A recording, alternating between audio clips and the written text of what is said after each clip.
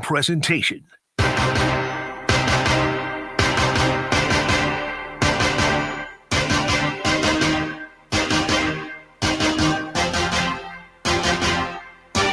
It's Roc and Manuch with Jimmy B. Now on ESPN 620, 98.7 FM HD-2, and streaming live at arizonasports.com. The guys are powered by the law offices of Lerner and Rowe. In a wreck and need a check? Make one call, that's all. 602-977-1900. And now on your ESPN station in Phoenix, ESPN 620, Roc and Manuch with Jimmy B. All right, it's a football Friday, and football is back, and so is the drama. The Eagles and the Cowboys, the rivalry explodes into Spitgate as Jalen Carter ejected for spitting on Dak Prescott, and then apologizing afterward. We'll hear from Carter, Dak, and Nick Sirianni. On the college side, we're talking Kenny Dillingham and ASU as they head to SEC country in the Cowbells tomorrow, and we are stacked with guests today as hour number one, the sports professor, Rick Horrow, will get his take on Nike's new play and ESPN's monster ratings, as well as Mayweather Tyson. Yes, it is coming.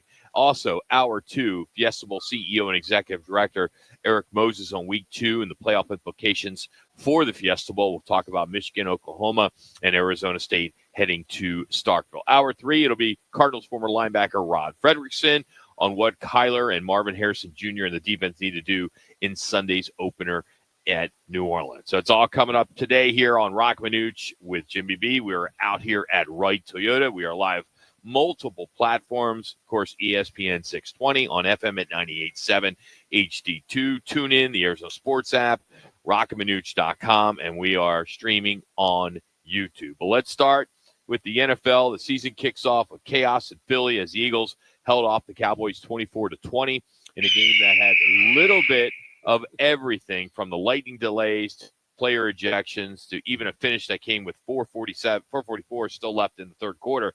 Then that's when the Storms forced the game to be called. How about that? And then a little bit of a break, about an hour and so, and then they got back at it. But before the first snap, the big story, of course, is Eagles defensive tackle Jalen Carter was ejected for spitting on Dak Prescott. And that just kind of set the tone. As I mentioned, the game itself was delayed 65 minutes because of that lightning, and it didn't wrap up till midnight on the East Coast. Late.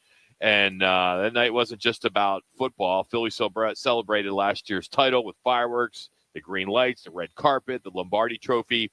And even Brandon Graham led the Eagles chant, EAGLES, as the fight song ran. That was kind of cool to see that. But that's the rivalry between these two guys, the Eagles and the Cowboys. They turned ugly even before that first snap. And Jalen Carter, who has a long history of having all kinds of issues. I mean, this guy has had problems. The fatal car crash when he was at Georgia. The disciplinary bench last year when he got in trouble. He had fines last year of over $17,000 for an open-handed slap during the NFC Championship game. And now you got Spitgate, the ejection for spitting on Dak Prescott. So a lot to get into today. That just kind of sets the ground. So you Mr. Eagle fan, as you're watching this initially, they had the kickoff. I forget who went down. So they're sitting there. They got the little scrum with the Cowboys and then Carter. And I didn't see it real time, but people were, I was out training a young man. I've got it taped and go back. What was your thoughts when you saw him? Could you see it real time or? I was at the ER all Oh, night. That's right. Okay. I didn't see any of this game. Yeah. You get to see that initially. No, I was at the ER, unfortunately, and I wish I could have seen the game. I literally had my jersey, my ring. I was at OD's, Orangedale, and I got the call, and I had to rush out, and I did not get to see. I mean, you see that as I go back, and you talk about Jalen Carter's history, I'm going, well, Carter got kicked out. So the mom of the young man I'm training, she's an Eagle fan.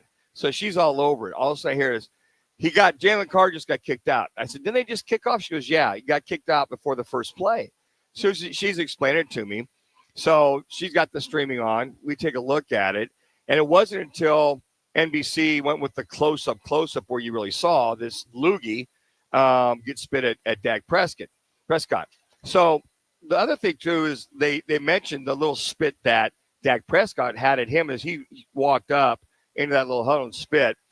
So my whole question is, okay, well, he spit first. The second guy typically gets caught with the loogie, and the official's like right there. So he sees it, he flags it, he comes up. I guess he didn't see Dak Prescott with the initial spit, I guess.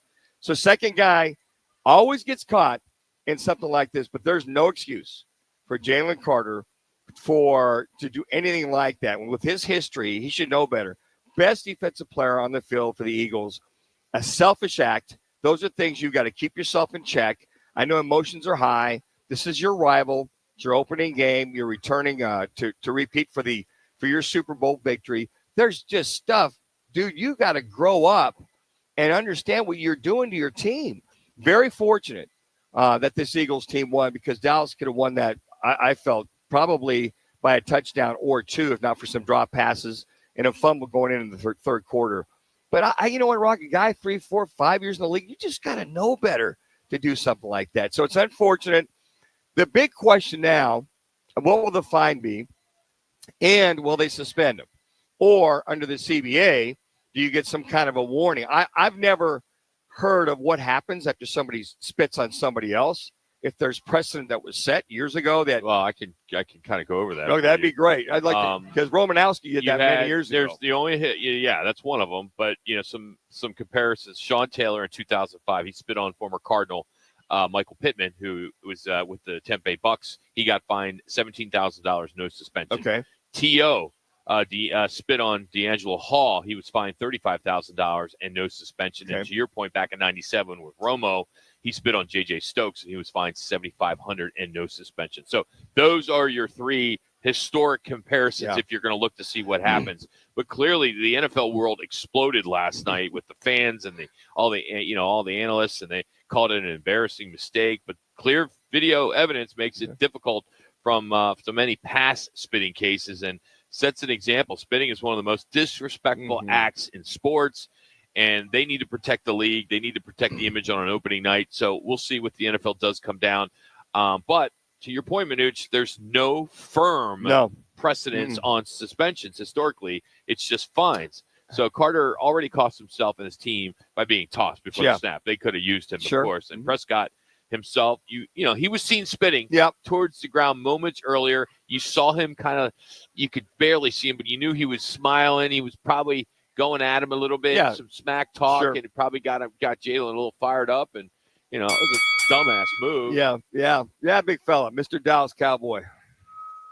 That wasn't the bell to command. Yeah, I was just giving you a little boxing bell there. I see what you did there. But given the video clarity, very clear, and Carter's smirk after, a fine. Unless it's come down and see if you see it, or Matt, let us know if it comes down while we're on. But it's a real debate, is whether the NFL should break precedent and hand out a 1-game suspension to maybe send a stronger message, or you stick with history and you just you put if the last one was $17,000 and $35,000, maybe this is $100,000 fine. A kid can afford it. Yeah, what do they call that? The clarity and the verity of the spit. He clearly went deep in the throat for that one. That was Loogie-esque in reference to what he did on that. It's so sad the game doesn't first play. You're sitting there getting ready. There's a injury timeout, and they're pretty much over there, talking about it. And I think you're right, Rock. I think Dak must have said a couple of things that got him a little fired up, or he just doesn't like him and just let him have it. And for Smith, the official, since 2020, dogs under him are 41-32, a 56% rate. So if a dog's under a touchdown or more, this jumps up to 71%, a 10-4, and that did get to about 8.5.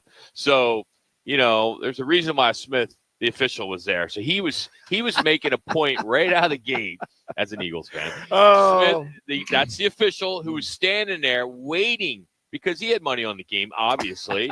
Look at his record. That was an 8.5 spread. 70-something%, as I just mentioned. Yeah. So, yeah, there you have it. He might even conspired with Dak to say, "Hey, look, gave him he wanted the first NFL game of the season, gave him an opportunity to make some easy money, and why not take out the top defensive tackle for the Philadelphia Eagles?"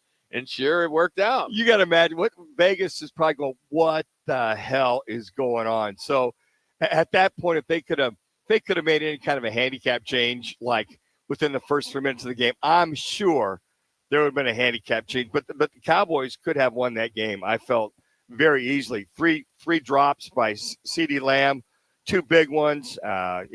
Pickett had a big drop as far as that was concerned. Obviously, Pickens had a big drop.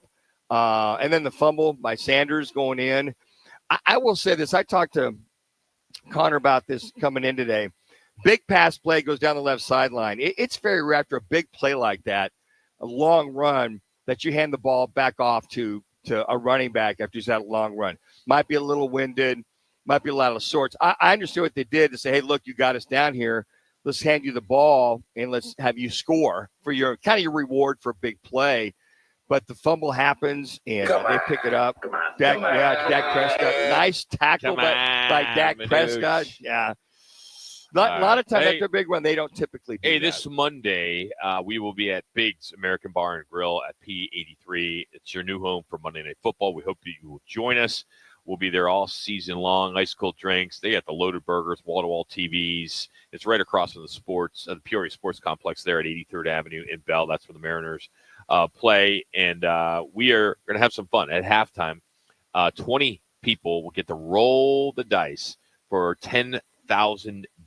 So we're doing that. We're a bunch of specials. It'll be a lot of fun. So we'll broadcast from 1 to 4, and then we'll hang out and watch the Monday night game between the Vikings and the Bears. So we're heading out to the West Valley. Excited. You can head to BiggsPeoria.com, and Biggs is where the West Valley goes for football. All right, coming up, you will hear some highlights from last night from the Cowboys, from the Cowboys and the Eagles. You'll hear from Jalen Carter, Coach Sirianni, and Prescott. That's all coming up. And if we have time, we'll squeeze in Kenny Dillingham on recruiting and coaching in a place like Tempe, as he was on Wake Up Barstool on X.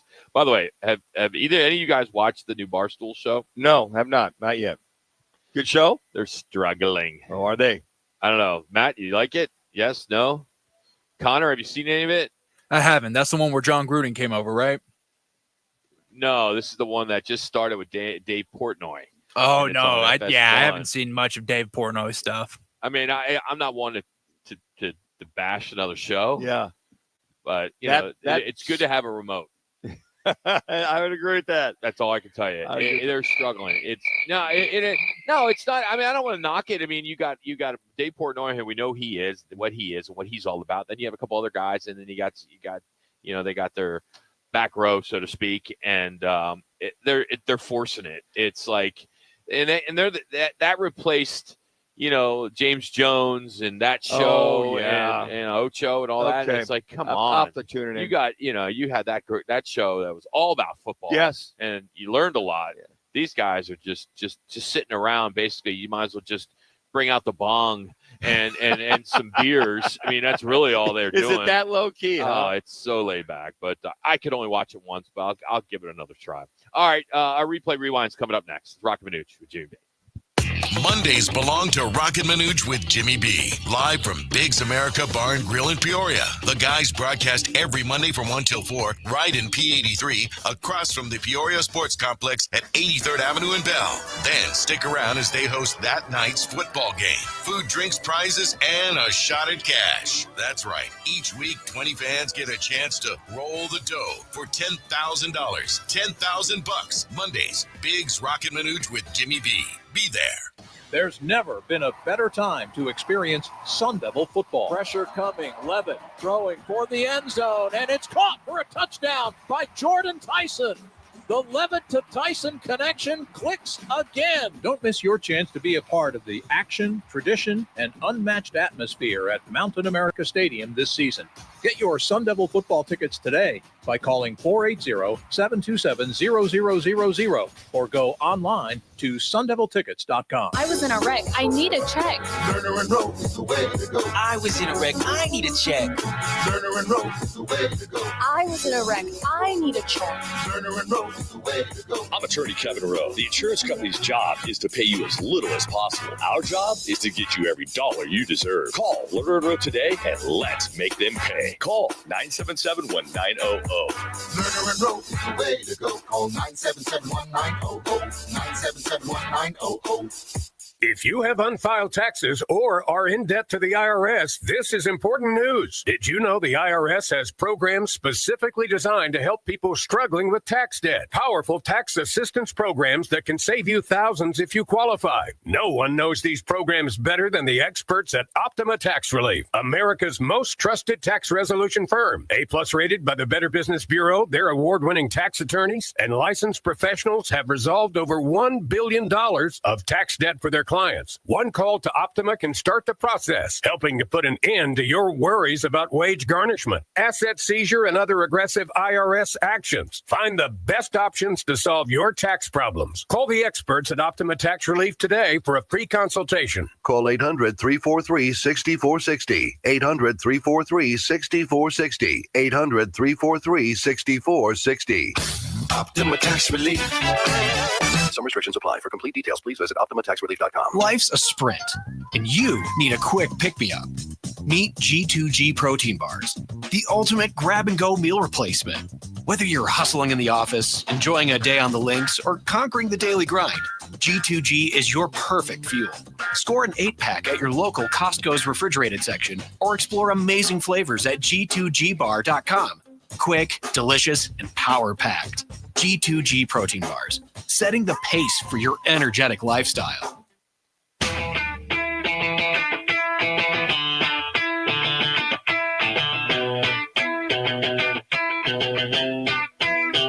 Now it's time for our Replay Rewind. The top sounds of the night and whatever Roc decides to add. Let's get to it in Replay Rewind with Roc and Manuch with Jimmy B on ESPN 620 and on FM at 98.7 HD-2. All right, it's our Lerner Rowe Replay Rewind. Rick Horrow, sports professor, is going to join us coming up in about 12, 13 minutes. Nike changed their slogan if you've not heard. Let's start with some highlights. Sadly, we'll start with the Cowboys striking first. Here's Jay Williams, punches it in from short range to put Dallas up 7-0 early. And Dak gives to Williams, left side, into the end zone for the season's first. Nice little drive they had there. I mean, go right down the field like that. A couple big pass plays. Looking pretty crisp, pretty clean. I think they're missing Jalen Carter, if they will, in that very first drive. But I got to tell you what, going down the field like that and kind of taking control, guys a little fired up for Jalen Carter, spitting on him. And nice drive capped off by that short touchdown. All right, now Hurts. He answers back as Jalen Hurts keeps it to himself and evens things to 7-7. 3rd and goal. Hurts has time. Takes off. Jalen Hurts. Touchdown, Philadelphia. He looks, what do you have, like 25 runs on that drive? I mean, just phenomenal. He's a great quarterback. He's an outstanding quarterback. He was stay healthy. He was accurate. He threw the ball well, but I would say after a while, if I'm the Cowboys, I'd have put maybe a spy on him at least for the second half to just contain him because he was the leading rusher in that game, but he looked good. Dude, he looked like he got a little quicker in this offseason. All right, Williams again. Here's the Dallas back. He powers in for a second TD, giving the boys a 14-7 lead. And Prescott gives to Williams inside for the touchdown. 2 drives, 2 Javonte Williams, 1-yard touchdown runs. And we got game on. I mean, you got going back-to-back drives like that. I said, this is going to be a fun game. First one to 42 wins. And then here's a Barkley's burst. As Saquon Barkley, he caps a quick drive with a goal line score, swinging it back to Philly, 21-17.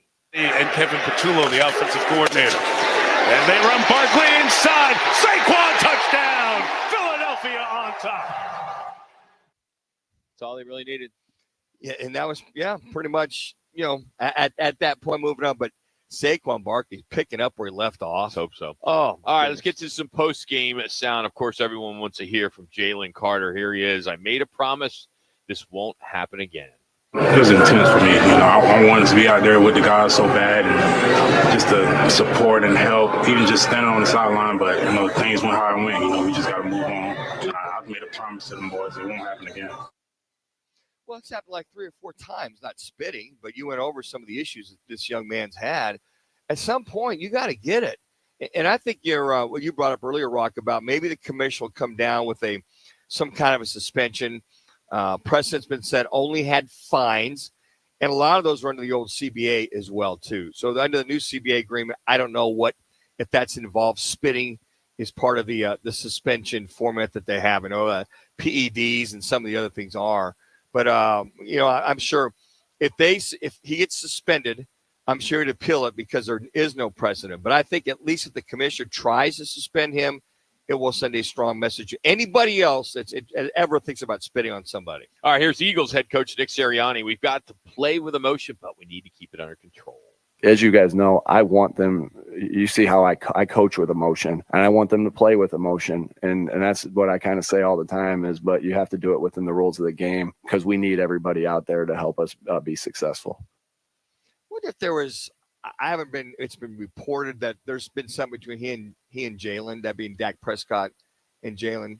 And I just wonder if there's any history there with those two, or just the chatting that they've had over the last several years playing against each other. All right, CeCe Lamb, he had 7 catches for 110 yards. If you see that, you're like, all right, that's a good game.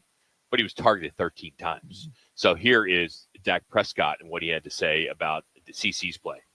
Yeah, I mean, I talked to him after the series, after one of them or so, obviously right there at the end of the game. And, yeah, in the locker room, I mean, there wasn't a big, long talk need to have as he took ownership and accountability, right, to you guys, I'm sure. He shut me up in the same sense of, taking accountability. And after the game, going over to him, and he's just doing this. And, it's just more of like that wasn't just those plays. There's throws out there that I want back, but it's game one. And he's a guy that makes those plays. He's going to make those plays. I'm not going to get down on him. I'm not going to lose confidence by any means. And he will make those plays. He did come out, and we'll play this real quick, Manuch, as CeCe did come out and said, I'll take full responsibility for the drops that cost us the game. Man, that's terrible. Honestly, I feel like, I can't point no fingers at nobody else, you know what I'm saying? And I take full accountability and everything else that come with it because, as for me as a player, I pray for moments like that, you know what I'm saying, and the ball to come my way. And obviously for me to not come up with it, bro, it stings a little bit. But I will tell you, if you think I'm not coming back any times harder than this, you got another thing coming. Yeah, I think it's early in the season, and I think a lot of that, guys, is that when you don't play in preseason at that kind of tempo and speed, that ball's coming in. That one dig route he had where it was right at his face mask, hit his hands and popped up. And then playing at full speed, game speed, balls coming at you. There's a lot to that I think that they would have played at least both of them together, maybe a quarter with that kind of thing. But you know what? He fessed up. I dropped him. My bad. Won't happen again. And if you're a Cowboy fan, those kind of game-ending or last drive type of things are clutch. That's where you see the clutchness in some of those receivers that need to perform. All right, we got some bonus here. This is some Arizona State. Of course, they're in Starkville. Get ready for tomorrow's Mississippi State game. By the way, we'll be out at Backyards Desert Ridge. Come out and join Manuch and I. Dos Equis. By the way, this I got to mention this. I'm going to say it a lot today because I think it's pretty cool. I can't remember one of our partners ever doing this. If you are at Backyards tomorrow, Desert Ridge, at 4:30 at kickoff, and you have any type of ASU swag, Dos Equis is going to buy your first beer. Nice. Of course, it's a Dos Equis. So, very nice. We'll let you know. So here's Kenny Dillingham on recruiting and Tempe's lifestyle. This is a special place. 100%. When you live in a lifestyle place like that, it's hard to get tough-nosed dudes. So we really recruit to people that are wired to love ball. If you love all the other stuff, there's a lot to do out here. There's distractions, right? So we really recruit to people who absolutely love football, who are about the smoke, who want to be about the smoke, right? Who want to play a tough-nosed, a tough-edge type of game. So 100%, one of the blessing, every blessing is a curse, right? Yeah. So, the blessing of living here is what you just said. The curse is it can create complacency. And we've got to be able to fight through that with how we coach, fight through that with the guys we recruit and the leaders. Well said, Kenny. It could be a big distraction. All about the smoke. ASU, big distraction. It's all about, he wants those football junkies. Yeah. He wants the guys that Get want them. to watch the tape, Win get tomorrow. out there, try to do some things to help those guys ignore some of the distractions that are off the field. And here's some more Dillingham on the SEC. It's just a different brand of football. Yeah, different brand of football. It's just an exciting environment. We're going there, we're playing a coach that I'm familiar with, played him last year. He's a really good football coach, one of the best offensive minds in college football. And then defensively, they have a guy from the Saban tree and from Alabama, so they're very sound defensively.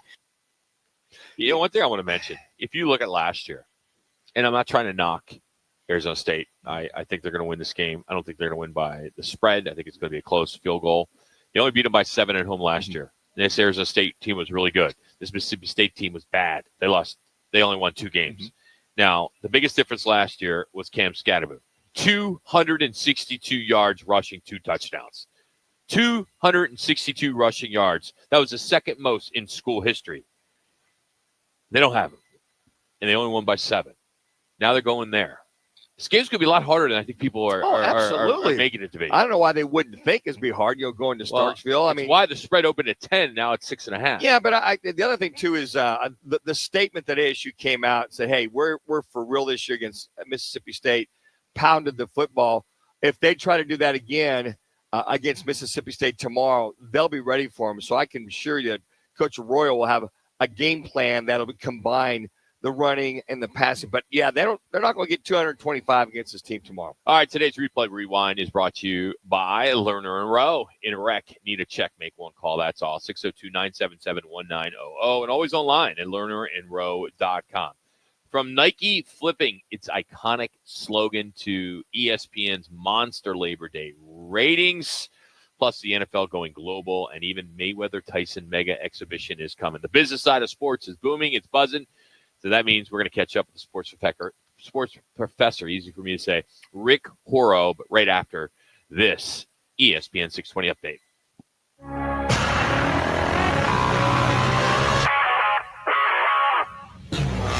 It's now time for your Roc and Manuch with Jimmy B ESPN 620 update. I'm Connor Collins. The D-backs open the weekend tonight at Chase Field against the Boston Red Sox. First pitch is set for 6:40 with Eduardo Rodriguez going up against Boston lefty Peyton Toll. You can listen to the game at 98.7 Arizona Sports. And tomorrow, Arizona State heads to Starkville to face Mississippi State. Kickoff is at 4:30 on ESPN2 and on the radio on ESPN 620. And on Sunday, the Cardinals kick off Week 1 in New Orleans at the Superdome. Kickoff is at 10 a.m. on CBS, also on 98.7 Arizona Sports. This update is courtesy of Roc and Manuch with Jimmy B's Sun Devil Watch Party, presented by Dos Equis. The first road watch party is tomorrow at 4:30. Devils at Mississippi State, live from backyards at Desert Ridge. At halftime, 25 lucky fans will roll the big dice for a shot at $10,000.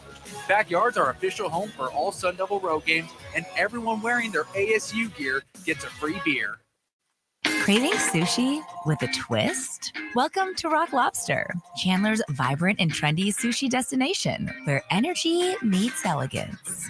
From bold wok-fire dishes to creative handcrafted rolls and cocktails, every bite brings the flavor. Every visit brings the vibe.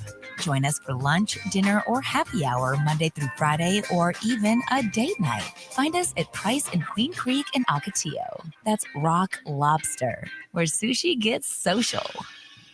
Tired of the same old weekend routine? Then head to Putting World. Experience an elevated 18-hole golf adventure, followed by delicious eats, handcrafted cocktails, and live music at our chef-driven restaurant, Bar 19. Enjoy daily specials and happy hour deals that are sure to keep your wallet happy. Birdies, bites, and brews await. Check out this week's live music schedule at puttingworld.com, or just swing on by Putting World, located in the Scottsdale Promenade. Eat it, drink it, sink it. Putting World. I was in a wreck. I need a check. Lerner and Rowe is the way to go. I was in a wreck. I need a check. Lerner and Rowe is the way to go. I was in a wreck. I need a check.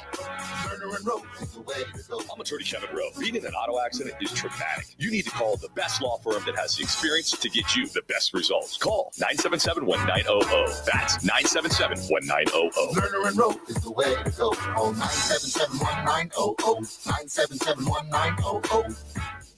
Need to feed a crowd? Let Venencia's bring the flavor to your next event. We know you have a lot of options when feeding a large group. Ordering directly from Venencia's means you get the best service and the absolute best pricing. There's no per-person fee. Just tell us how many people you need to feed, and we'll come up with the perfect plan to ensure everyone's well-fed and happy. Grad party, office celebration, family reunion. Invite Venencia's to the table. Text catering to 411-24/7. That's catering to 411-247 or Venencias.com. Summer is just around the corner. Is your roof ready for the monsoon season? Well, now's the perfect time to call State 48 Roofing for a free roof inspection. Don't wait until you're dealing with a leaky roof in the scorching heat. Protect your home today. Visit state48roofing.com or call 480-268-4509. Keep your roof sexy with State 48 Roofing, the #1 referred roofer in Arizona, proudly serving the Arizona residential and commercial markets for over a decade. It's time to make plans to join Roc and Manuch with Jimmy B for the Dos Equis Sun Devils Watch Party. ASU on the road at Mississippi State, Saturday, September 6th at Backyard Desert Ridge. Your ultimate tailgate. 40-plus beers, signature cocktails, elevated bar favorites, and the game on massive LED walls. At halftime, 25 fans get a shot to roll for dough. $10,000 on the line. The guys will also host road game parties for Baylor and Iowa State at Backyard Desert Ridge and Utah at Backyard Gilbert.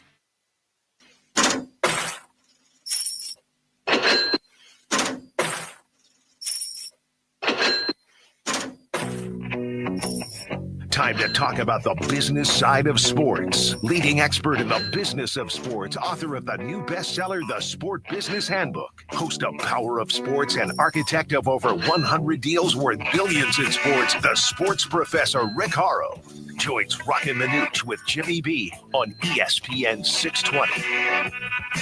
How are we doing today, sports professor? You hanging in there? I am wonderful.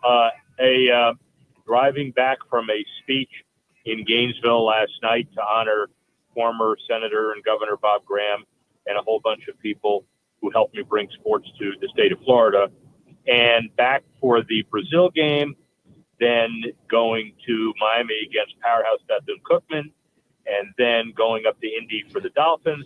It is a beautiful time of year right now. I bet. Hate flying at commercial flights now, but I don't own a Gulfstream. I don't feel like I want to pay for a Gulfstream, and short of that, you got to fly commercial, which means I can butt in line only so fast and kind of abscond to first class seat, but then you get tired. You get tired of flying. So it's way too much information. All you said was hi, right? And I started that. Okay. Well, what I don't understand, Rick, is all the money we've been paying you for the last 12 years to come on the show. Oh, yeah, right. Thought you would have saved it. The interest you get 4.5% or something. You could have at least got it. Could have went in with a few people with a Gulfstream.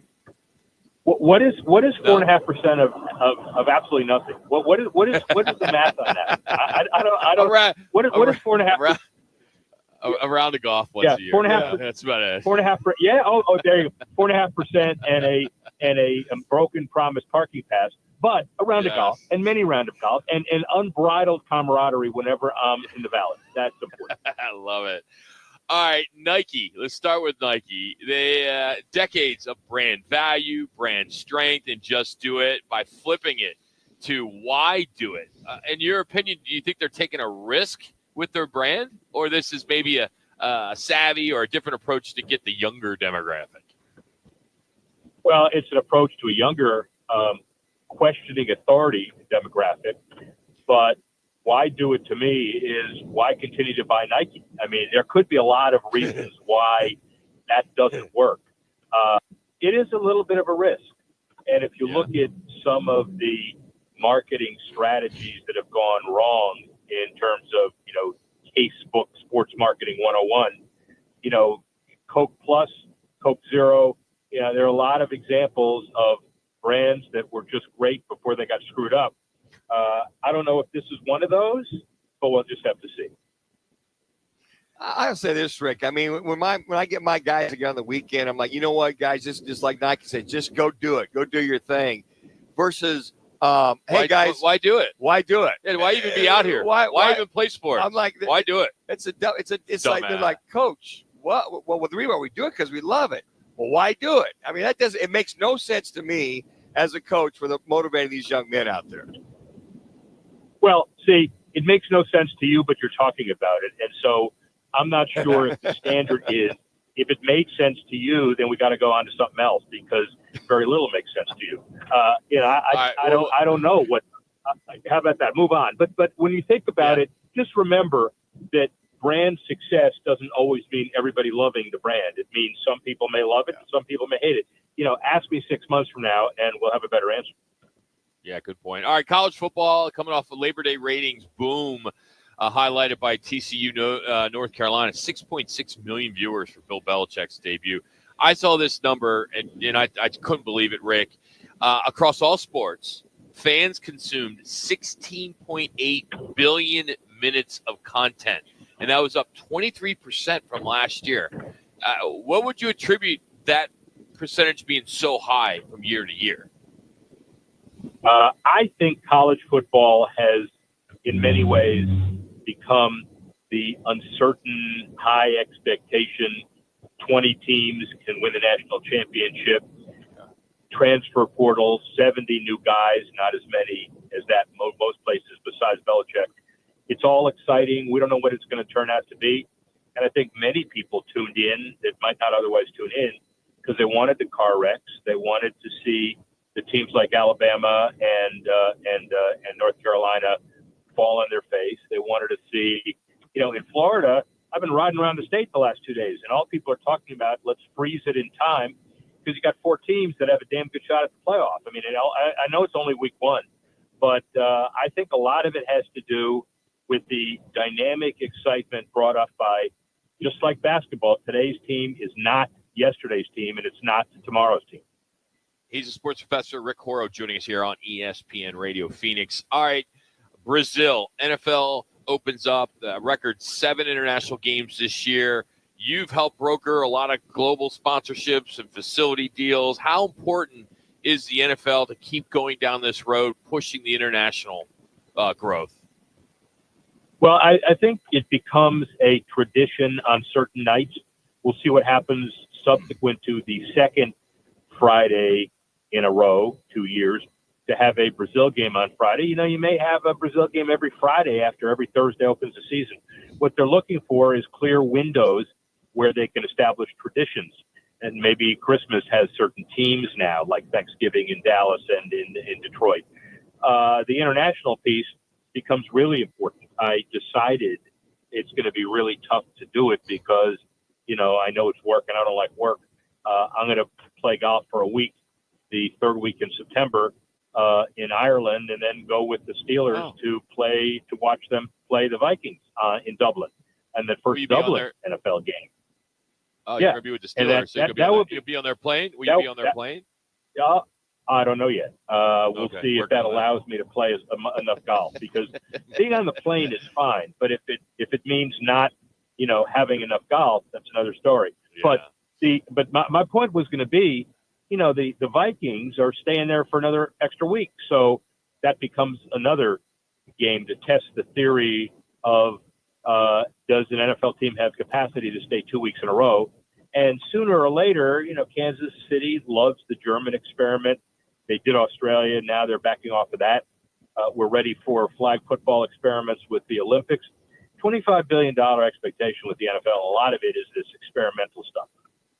All right, Rick. Yeah, week 1, NFL Red Zone, just 60 seconds of traditional ads over 7 hours. Is this a business shift? I mean, they're trading away ad time for fan engagement. Is that what this is? I mean, this isn't something you normally see, and I think fans would be okay if there was 10 minutes or 5 minutes of commercials or whatever it may be.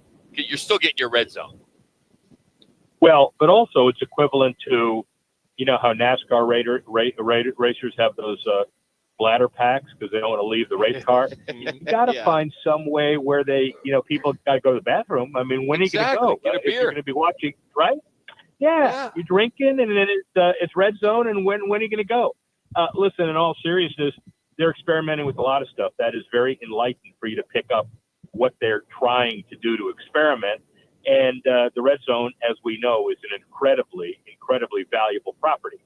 So we'll just have to see if it's better to maximize fan engagement, or in fact, is it better to generate some additional commercials? We'll have to see.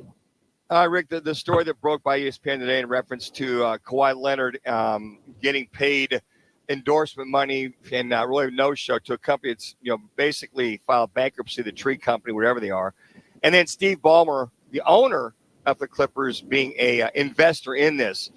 How is the commission going to decipher if there is actually money being funneled under the salary cap to Kawhi Leonard? Because this one looks like you're going to have to untangle this to see if there really was some kind of consideration for Ballmer to circumvent paying toward the cap by paying him an endorsement situation. He's saying he's just an investor. This company filed bankruptcy. The creditor is $28 million to Kawhi Leonard. Red flag goes up. How does Adam Silver decipher this one? With tremendously intricate forensic accounting. I think this is one of those things where what he's not going to do is look the other way and say, we believe the parties when they say nothing's going on. I think for the future of making sure the salary cap retains its integrity, which impacts everybody else in the league, doesn't just impact the Clippers, there's going to be some very significant due diligence. Now, how they deploy it and what they do to triple and quadruple check. Do I look like a damn accountant? What kind of question is that? No, but I just they said they're going to subpoena and get any kind of computers, anything there. Right. I guess it's about the paper trail. Ballmer's smart. Yeah, but maybe so. But also, kudos to Adam Silver because he's saying the right things. And if they set up a due diligence room, that's the size of Manhattan with every computer known to man, at least he's sending the signal, whether Steve Ballmer, quote unquote, gets away with it or not, that he's taking this seriously. All right, last one, Rick. Floyd Mayweather Jr., Mike Tyson have agreed for a spring 2026 exhibition bout. Two biggest names in boxing ever. Is this going to be a pay-per-view? What do you expect this going to be, and why are they doing this? Just tell me when it's going to be. Give me some advance notice so I can schedule my nap that day. But we're going to talk about it, aren't we? I mean, we're going to talk about it. Well, of course. Well, everybody's going to talk about it, and they're going to try to, I'm sure, do a pay-per-view because they're not coming back just to fight conventionally, and it'll be a immediate payday grab. Some purists are saying, I hope it doesn't work out successfully. Others will say, give the guys a break. I mean, look how old they are, and we're paying for theater. But you and I hit it on the head. You hit it on the head. Before the fight, we're going to have a lot of conversation about this. Oh, big time. Rick, 10-2 on that steering wheel. Behave, stay under 65, and get home safely, all right? All that's good. Too late on the standard 65, but I'll get home safe. All right, that's Rick Horrow, the sports professor, joining us here on Roc and Manuch with Jimmy B on ESPN Phoenix. Always love have some time with him going around the world of business. And he's brought to you today by All City Towing, the largest towing company in the state. And they are hiring. They got call taker jobs, a lot of attendant jobs, drivers. The list goes on. And great benefits, health benefits, 401k employer match, even paid life insurance. So if you want to hear more about it or see more about it, go to their website at allcitytowing.com. All City Towing, where your future is on the move. All right, we know the NFL is back. We already got the drama. The Broncos seem to be everybody's best bet. Plus, Amari Cooper shocks the Raiders by retiring, and the Giants are about to bring in a billionaire partner. That's all coming up next as we get into more football with Roc and Manuch with Jimmy B. Looking for a place where everyone is welcome? Come to Azul Bar and Grill in Phoenix. Not your typical sports bar, Azul is the ultimate hangout spot for friends and families alike. Enjoy live music, catch your favorite games, play some fun games, and savor delicious food in a vibrant atmosphere. Visit us at 3134 West Carefree Highway in the Tremonto Plaza. Don't miss out on our daily events and specials at azulgrill.com. Azul Bar and Grill, a great time, but a better time with you. Leaders don't wait, they innovate. The next big leap is here. Real Time's Real Intelligence, RI. It's smarter, faster, and cleaner than any AI on the planet. It makes jaw-dropping images, 4K videos, Grammy-eligible music, research, code, everything in one place. Don't get left behind. The future is already here. Try RI now for free at tryrinow.com. That's tryrinow.com from publicly traded Real-Time Media. RLTR. Try RI now. It's back. Sign up now for the Roc and Manuch with Jimmy B annual Pro Football Pick'em contest, powered by all 5 Twin Peaks locations. Pick the winners each week, score great prizes all season long, and earn bragging rights until next year. And don't forget, the guys are live every Thursday from 1 to 4 to kick off your football weekend at one of the 5 Valley Twin Peaks lodges. It's free to play and easy to join. Just head to fanpick'em.com. That's fanpick'em.com, powered by Twin Peaks. Eats, drinks, scenic views, and your home for pro football. When hot is not an option, Stay Cool delivers. From patios to warehouses, shops to summer events, Stay Cool's Slim Cool Elite and Cool Cube mobile air coolers bring more air for less money. Rust-free, USA built, backed by over 40 years of cooling expertise. Available now at Home Depot, Lowe's, Ace Hardware, Tractor Supply, and Northern Tool. For more information, go to staycool-products.com. Stay Cool Products. Form, function, value.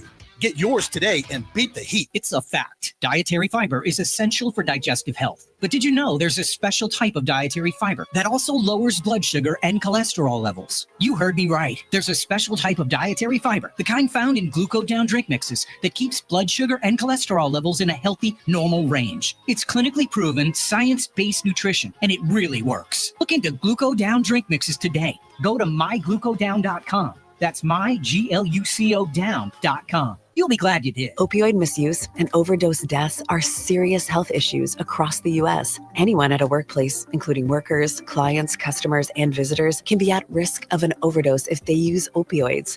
Are you prepared? Consider making non-prescription naloxone nasal spray a part of your workplace first aid kit. Naloxone reverses an opioid overdose and saves lives. Maintain workplace safety, offer training, and always call 911 for a suspected overdose. Visit naloxoneaz.com. Roc and Manuch with Jimmy B want to take you back. A quick reflection on some of the more memorable moments in sports and pop culture. Now, time for your Wright Toyota On This Day report. Wright Toyota, right on the corner, right on the price. Wright Toyota in Scottsdale. All right, back in 1998, Mark McGwire ties Roger Maris, crushed his 61st home run of the season, tying Maris' single season record. Of course, he'd hit his 62 the very next day. 99, Cal Ripken Jr. ends the streak. After 2,632 consecutive games, he decided to sit it out. Took a day off. Yeah, not bad. You know, 10 years later, take a day off. That's one of the most unbreakable streaks in sports history.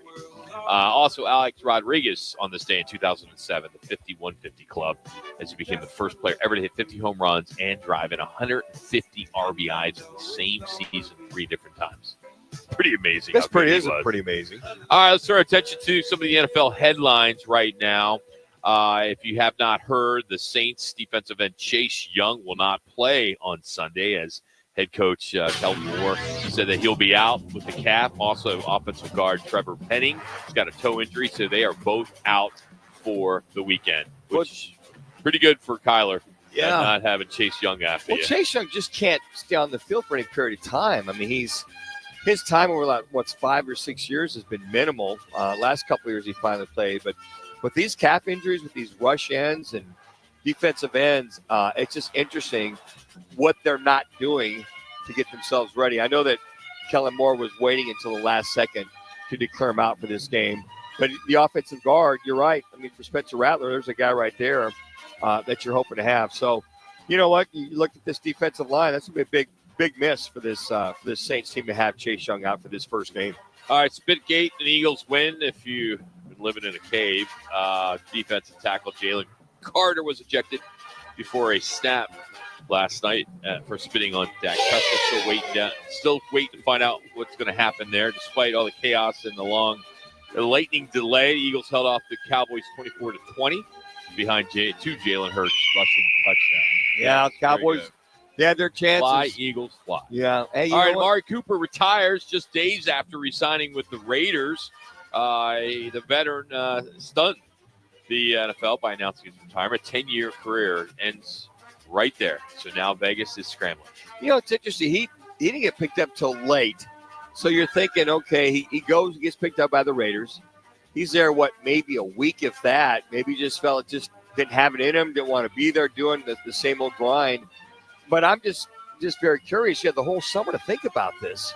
You get somewhere, you take up a roster spot, and all of a sudden you're retiring. So I know they'll find somebody. But can you imagine if he was part of fantasy?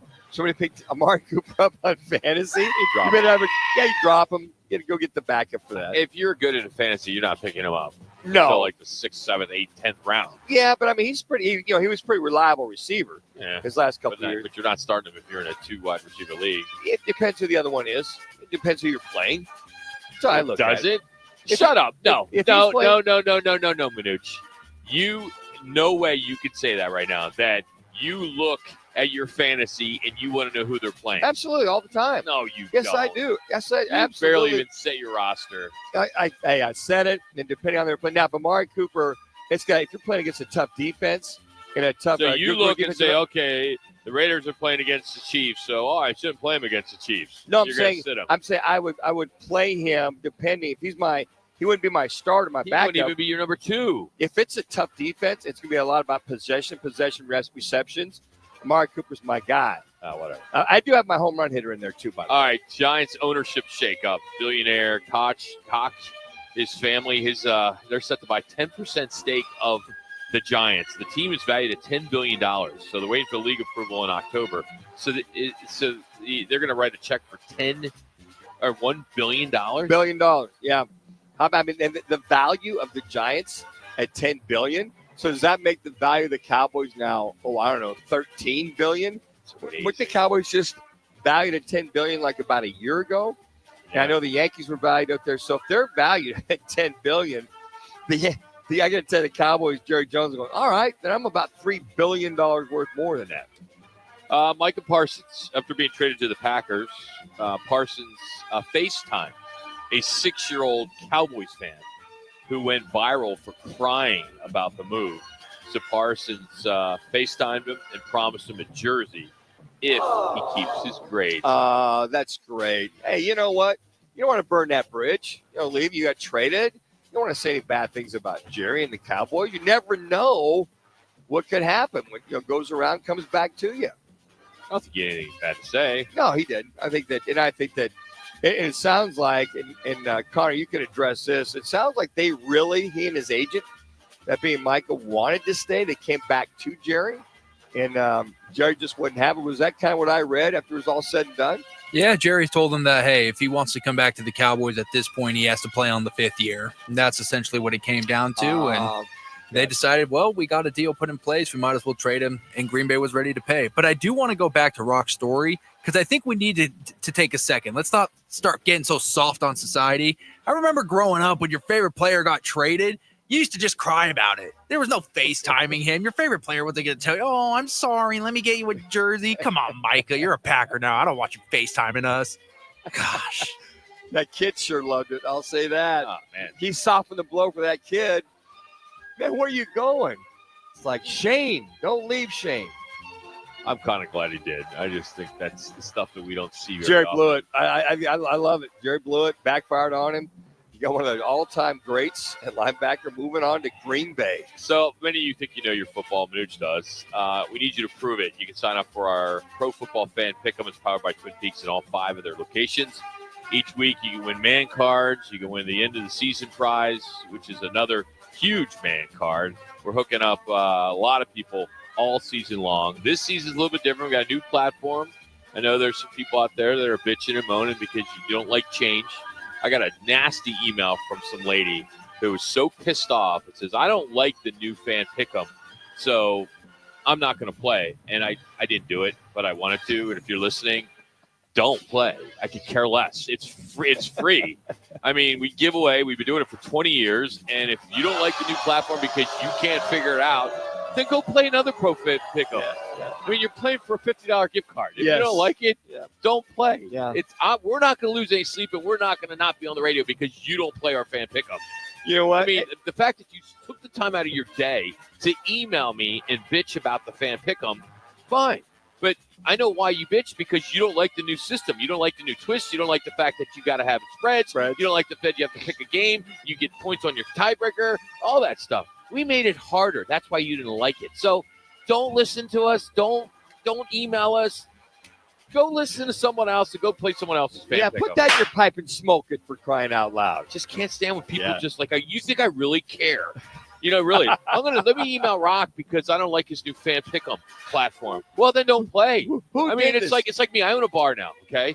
And we have people bitching about. We have this thing called it starts with an S, tipper, okay? It's called the blank tipper, all right? And it basically, if you come in and you tip, say, $2 on $100, you go up on this board. Oh, as you should. And we've had like 500 people at least comment saying that is the funniest thing. We also have the S tipper, and then we have the top tipper. So if you tip it really good, we put that on. And there's people paying people to put somebody's name on there. So let's put Dan Manucci on. He's cheap. He's got alligator arms, right? So I have had so many people, and I'm like this. We have 30 seats in our bar. Okay. Yes. Is it 30 total? 30 seats, but then we have, high top and all that stuff. right. So we get 50, 60 people. It's fine. It's a dive bar, Sure. right? So I had people bitching. I got somebody last week, and I said, then you don't need to come to my bar.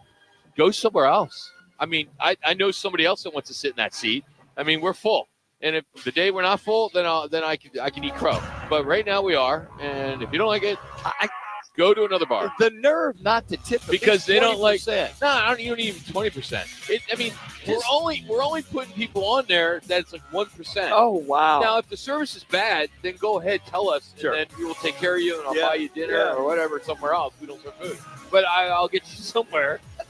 But it's just that people. It's like it's that 1% that love to bitch. Yeah. And personally, I can give to you know what. You don't like our bar? Go somewhere else. Yeah, that young lady. Hey, thanks for playing. Give it another try, would you? Go somewhere else. There's 5 sports stations in the market. If you want to go play their pro pick'em. Yeah.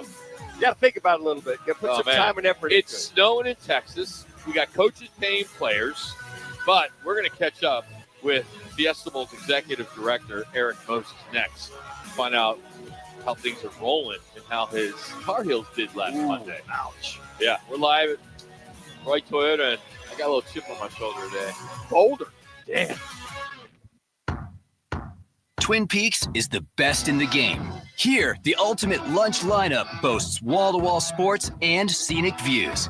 When you're hungry and in a hurry, the Scratch Kitchen delivers lunch in the clutch. I mean, where else can you order a 29-degree draft beer and a quickie combo on your lunch break? Only at Twin Peaks, the #1 sports bar. Twin Peaks Scratch Kitchen scores every time. Dig into hand-smashed burgers, chef-inspired flatbreads, and more at your local lodge. Keeping your engines healthy means protecting them in season and out. Experts trust Stable to do that. And third-party testing confirms it. Stable is the industry leader in preventing fuel-related issues, no matter if you use it in your car, boat, or outdoor power equipment. In season or out, at every fill-up or when you store, start with Stable. Hi, it's me, Flo, here to tell you that with a Progressive Home and Auto Bundle, you get 24/7 protection, so you're covered no matter where the day takes you. Even bad hair day? Yep. And tree branch fell on my car day? Especially that day. Progressive has you covered 24/7 for your home and auto. How about thought it was chicken, but it was tuna day? Or overnight construction outside my bedroom day? Those days too. Great, because that was each day this week. Been there. Well, at least your home and auto are covered every day with Progressive. Progressive Casualty Insurance Company affiliates and other insurers. Not available in all states. Rock for WrightToyota.com. At Wright Toyota, they'd like you to get to know them. Their goal is to make buying your next vehicle the kind of experience that earns your recommendation to family and friends. They invite you to use all of their innovative web tools on WrightToyota.com. So if you're looking for a new or pre-owned Toyota, head to their interactive website at WrightToyota.com. The right price, the right selection, all at WrightToyota.com. Join the team at the largest towing company in the state, All City Towing. We're hiring dispatchers, call takers, lot attendants, drivers, and customer service personnel. Enjoy benefits like the state's most advanced towing equipment, set work schedules, a healthy 401k employer match, health benefits, employer paid life insurance, and a monthly fuel allowance. Ready to take your career to the next level? Visit us at allcitytowing.com. All City Towing, where your future is on the move. Now open in North Scottsdale, it's the Orangedale Lounge. ODs, right off Thompson Peak and Bell, next to Bash's. Your new favorite dive bar has arrived. Cold drafts, chill vibes, always affordable prices, and the OD Mug Club, a one-of-a-kind membership you won't find anywhere else. No frills, just great people, ice-cold drinks, and a bar that feels like it's always been there. Follow at OD Scottsdale and get the scoop at orangedalelounge.com. Orangedale Lounge. Dive in and drink up. KTAR AM Phoenix, Arizona's home for the worldwide leader in sports.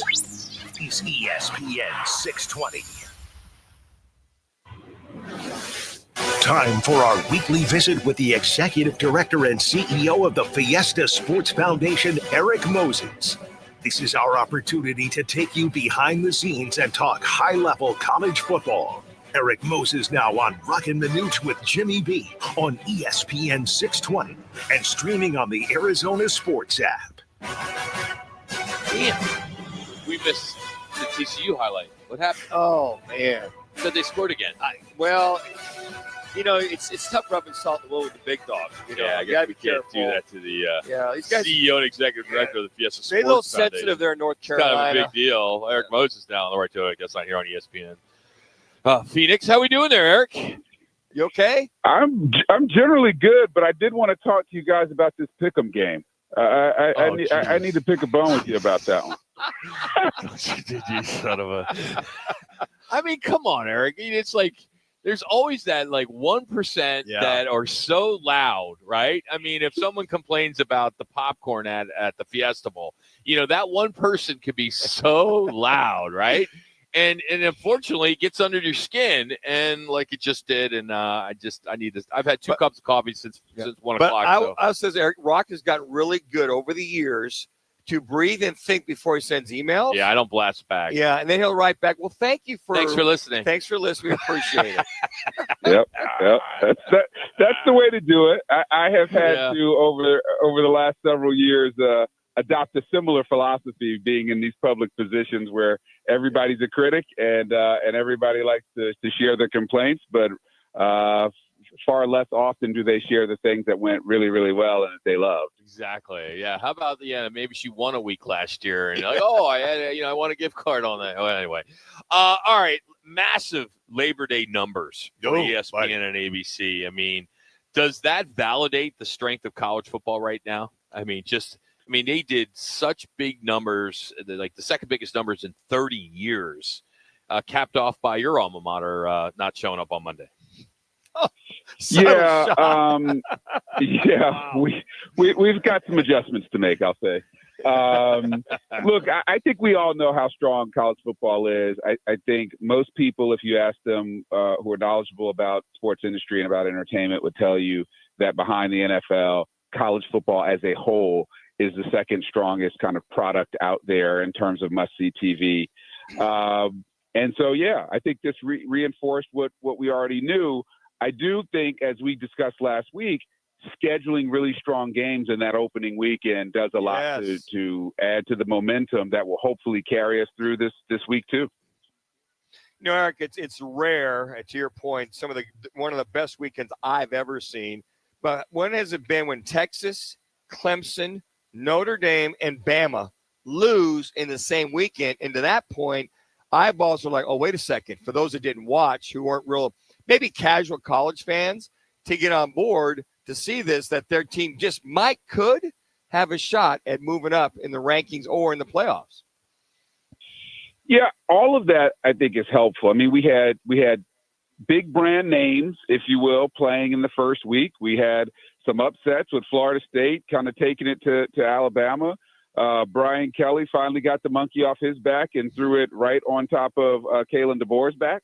And so I think there have been a lot of really good storylines in the first week. Yeah. And I think with that, I think parity is alive and well. And I think we've talked about this many times. NIL, the transfer portal. Looks like the transfer portal is going to go early January for a 10-day period. I do hope they adopt that and not have shenanigans in December and then in April. All that being said, this is so much more participation, as I mentioned, with the kind of parity we're seeing with the money and the dollars that are being exchanged. And debate, Manuch. I mean, the fans are debating already who's in, who's out after the week one. All of it is good. The more conversation, the more attention, the more visibility, the more storylines around college football, the better it is for the enterprise. And we are thankfully a part of that enterprise. And so we want that momentum to start high and finish even higher at a semifinal this year at the Very Well Fiesta Bowl. You know, I mean, I know it's only we are 1 week, Erik, but you know, Alabama goes down, Texas goes down, Clemson goes down, and you know, obviously Florida State shocks some people. From your perspective, how do these early upsets shape the playoff conversation in your mind? I think it's too early. I mean, I think we have to figure out how strength of schedule is going to factor in this year. Will that be any different than it has been in the past? Will a Texas gain points or certainly not lose as many points as they might otherwise because they played a really strong defending national champion in Ohio State at the Shoe as their first game with basically a rookie quarterback, right? I mean, I think the one silver lining here could be, if you think about it this way, that all of this overhype about Arch Manning, who is largely unproven, maybe we can just chill on that for a couple weeks and let the kid find his footing and see what he's really capable of doing. Rather than giving him the Heisman, but after he's thrown 90 passes in his entire collegiate career before last week. So look, all of this stuff is good. We want people talking about college football in the same way the NFL has dominated, talk shows and everything else all year round now. We've got to be the same way with college football. You know, it's interesting you bring that up about Arch and the weekends the quarterbacks or the running backs or receivers had comparing Arch Manning. Matter of fact, Sam Levitt. A lot of folks talking about, hey, Sam really improved his chances by rushing for over 100 yards, 52-yard run, 2 touchdown passes, on and on. And you heard that through college football. It's like, well, when one goes down, who's the next 2 or 3 that could step up? That conversation was in full force and effect this last week as well. Yeah, I like that, especially if it's going to favor a guy like Sam Levitt, who was really impressive last year. I think all of us are looking for him to build on his performance last year and for the Sun Devils to continue to build on their surprising year last year. I didn't like seeing them drop one spot in the polls this week, but I think going into Starkville this coming week, they've got a chance to prove themselves against an SEC team in a way that hopefully helps them to establish firmly that they're going to be a team to be reckoned with in the Big 12 and in the country. Is it amazing that one offensive coordinator, defensive coordinator can supposedly turn a program around, i.e. Gus Malzahn at FSU and the fine DC they had? Because I got to tell you what, Erik, they broke out a can of whoop ass on this Alabama team. I looked at it as that big stride FSU has taken finally to go ahead and beat a big boy and beat him convincingly. I think that helps, but I also think it helps to have that new quarterback, Castellanos, who can run it and who can throw it, right? And I saw that kid play at Boston College last year and in previous years, and you could tell he was a gamer. Put the right pieces around him, give him some protection up front, and when that protection breaks down, he can take off and gain chunk yardage, and you see what happened. They put the pressure on Alabama's defense, which we all remember in the Nick Saban years. That worked the other way. They put the pressure on you, right? And so I think it's a combination of the coordinators, but also coordination is no good without talent. Erik, as we look ahead, of course, tomorrow, Michigan at Oklahoma. That seems to be like a headline matchup. I think Iowa State's another good game, of course, a rivalry there. And, of course, you mentioned Arizona State hitting to Starkville. But of those 3 games, is there one that you think affects the bowl, the Fiesta Bowl, more than the other? Or, again, way too early? I think it's too early, but to the extent that you have teams that are rated in the top, let's call it 20 or 15 that are battling each other for position, that could have some effect on their chances of making it into the playoff and then ultimately making it to the semifinal at the Verbo Fiesta Bowl. So yeah, if there's a lot of movement in that top 20 for sure, that could have effects on who's available to potentially play in our game. I also like a little bit of the chatter that Gundy had with Oklahoma State and Oregon with Dan Lanning, that little going back and forth. I love that. It's who can outspend who. T. Boone Pickens, can the trust outspend Phil Knight of Nike? I mean, that kind of banner gets the attention of a lot of people who go, okay, let's see if you're overpaying and this team bid. It looks at one of those situations where a lot of teams can look for maybe an upset, like Oklahoma State, if they do, and point that your money can't beat us type of thing. It's great to have a rich uncle, isn't it? Both those schools have one, but lest we forget what Texas Tech is doing across their program. I mean, they're paying softball players $1 million to come in. So Texas Tech is trying to establish itself in that same way. Look, I was just at an event earlier this week with Desiree Reed-Francois, who's the AD down at the University of Arizona. And, some of her alums were talking about the new cap. And I think what schools like U of A and ASU and, frankly, UNC and others are hoping is that, you're never going to have Texas Oil Man money, right? You won't have those rich uncles. But if everybody is stuck with that 20.5 as a hard salary cap on revenue share, then you've got at least a better chance of hoping that the real NIL dollars that flow from companies that want to associate with your athletes will help to keep you in the game, but you won't be doubled and tripled in terms of spending, as has been the way the last couple of years. All right, Eric, as we close shop here, Wishes for Teachers. Every week we got to talk about this because applications are open for wishesforteachers.org. Talk about this and the fact that the bowl and the community have stepped up and the numbers just keep getting bigger and bigger. Yeah, we're really proud that this is the 10th anniversary of that program. It's the biggest direct funding for teachers program in the state. This year we'll give away a record $1.5 million. This year that is made up of $2,500 grants to 540 teachers directly to help them to defray cost and of classroom expenses and experiences for their young people.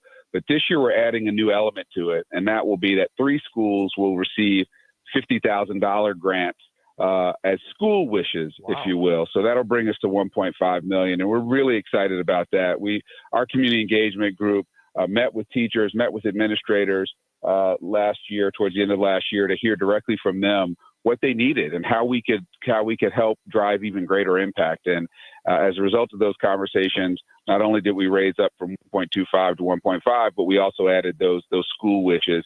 And we're relying on your listeners and others to help us to raise even more money so that we can drive greater impact for more schools all around the state. Eric, as always, you in town? Or are you fortunate to get on the Gulf Stream this weekend? I will be here. I am very fortunate that my 19-year-old son is in town, spending some time with Dad, and so we're going to spend a lot of time watching a lot of football and enjoying that time together before he goes back to college. Good for you. Good That's for you, awesome. Eric. Eric, as always, man, thanks for making time for us. We'll talk to you next week. Appreciate you guys. That's Eric Moses, Executive Director, CEO of the Fiesta Sports Foundation. You can follow him on X at Fiesta Bowl CEO. Again, as we mentioned, this Wishes for Teachers. And I know I'm biased, but it's awesome. My mom was a teacher, so it's your family. Got 2 sisters, one retired, one still teaching. Wishesforteachers.org. Check it out and get your application in as soon as you can, and that'll increase your chances. So good stuff there. All right, we need one caller right now to challenge the counselor, Kevin Rowe, for our Lerner Rowe prize pack. We do it every week. Be the first in at 602-230-0620. That's 602-230-0620 to take your shot. And this is what we'll be doing today. It's all over-unders. It's pretty easy. There'll be over-under 250 rushing for the ASU Mississippi State. We'll also do passing for Oklahoma State, Oregon. We'll do Cardinals over under sacks with Spencer Rattler. Wow, Manuch. And winner score of the UC Davis Washington game. Be a barn burner. We'll take caller 1. Get in. We're sure we got them already. 602-230-0620. When it comes to sushi, reputation matters, and Sushi Brokers Arcadia has built theirs on being the best sushi in Arizona. From traditional rolls to bold fusion creations, like our crowd favorite, Seafood Dynamite, and the must-try sushi pizza. We've got something for everyone. Our famous happy hour is every day from 3 to 6:30 with fresh favorites like the California roll, spicy tuna roll, and the surf and turf roll, topped with seared steak. Sushi Brokers Arcadia, 44th Street in Indian School. I was in a wreck. I need a check. Lerner and Rowe is the way to go. I was in a wreck. I need a check. Lerner and Rowe is the way to go. I was in a wreck. I need a check. Lerner and Rowe is the way to go. I'm Attorney Kevin Rowe. Getting rear-ended once is bad enough. Don't let the insurance company hit you again with a lowball offer. Call an experienced attorney who knows how to fight and win. Call Lerner and Rowe today. 977-1900. Lerner and Rowe is the way to go. Call 977-1900. 977-1900. There's never been a better time to experience Sun Devil football. Pressure coming, Levitt throwing for the end zone, and it's caught for a touchdown by Jordan Tyson. The Levitt to Tyson connection clicks again. Don't miss your chance to be a part of the action, tradition, and unmatched atmosphere at Mountain America Stadium this season. Get your Sun Devil football tickets today by calling 480-727-0000 or go online to sundeviltickets.com. Remember when things were built to last? Well, at Arizona Patio Furniture, we've been handcrafting premium outdoor furniture and custom cushions for over 15 years, right here in Phoenix, using 100% American-made materials. We build it, we sell it, we guarantee it with our exclusive 5-year plus worry-free warranty. Visit any one of our Three Valley showrooms or go to ArizonaPatioFurniture.com. Mention this ad for free delivery and setup in Maricopa County. Arizona Patio Furniture. Some things are still made like they used to be. It's a fact. Dietary fiber is essential for digestive health. But did you know there's a special type of dietary fiber that also lowers blood sugar and cholesterol levels? You heard me right. There's a special type of dietary fiber, the kind found in glucodown drink mixes, that keeps blood sugar and cholesterol levels in a healthy, normal range. It's clinically proven, science-based nutrition, and it really works. Look into glucodown drink mixes today. Go to myglucodown.com. That's myglucodown.com. You'll be glad you did. Who wants to hit LA? Sign up for the Twin Peaks Gridiron Getaway, powered by Roc and Manuch with Jimmy B. Grand prize, 2 tickets to see the Cards at the Rams January 4th at SoFi Stadium, hotel at the Westin LA, and a $500 Visa card. Runner-up scores a $500 big game tailgate at Twin Peaks for you and 9 friends. Scan to score at Twin Peaks or text Peaks to 59925 to enter. Twin Peaks, eats, drinks, scenic views, and football dreams.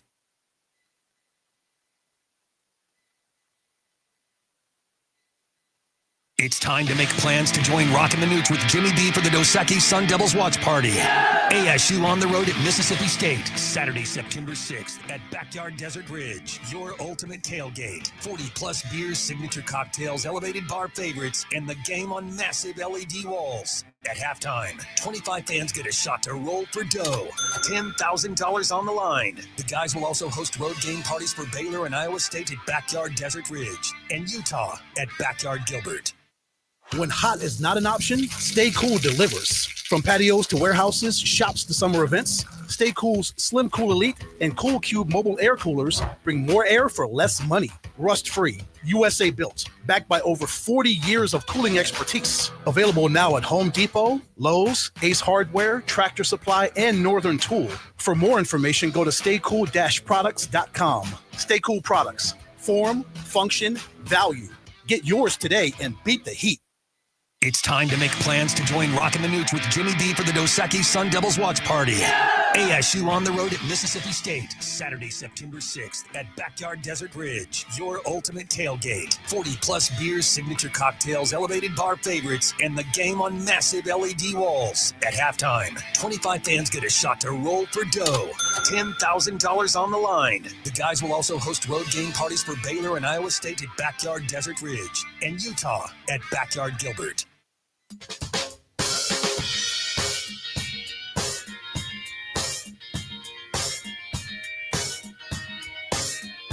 Friday, and the guys are live from Wright Toyota. Right on the corner, right on the price. Wright Toyota, located at 77th Street and Frank Lloyd Wright Boulevard in Scottsdale. Now back to the guys on ESPN 620.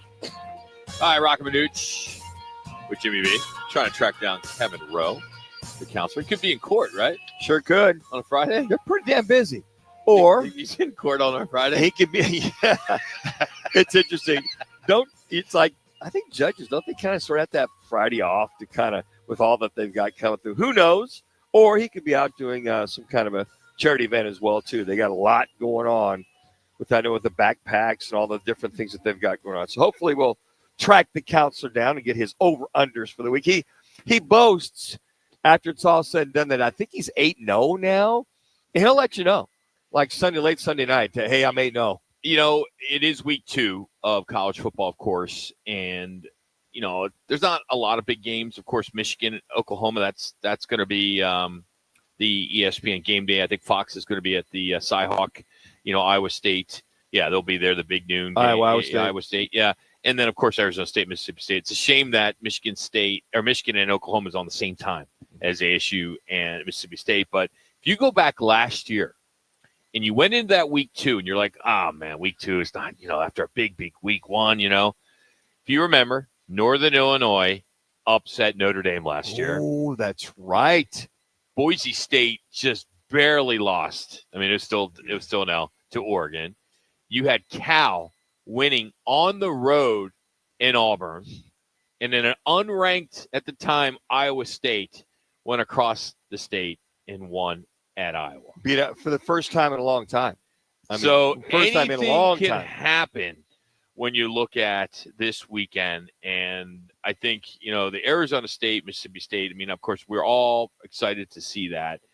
They had a big win last year. They only won by 7.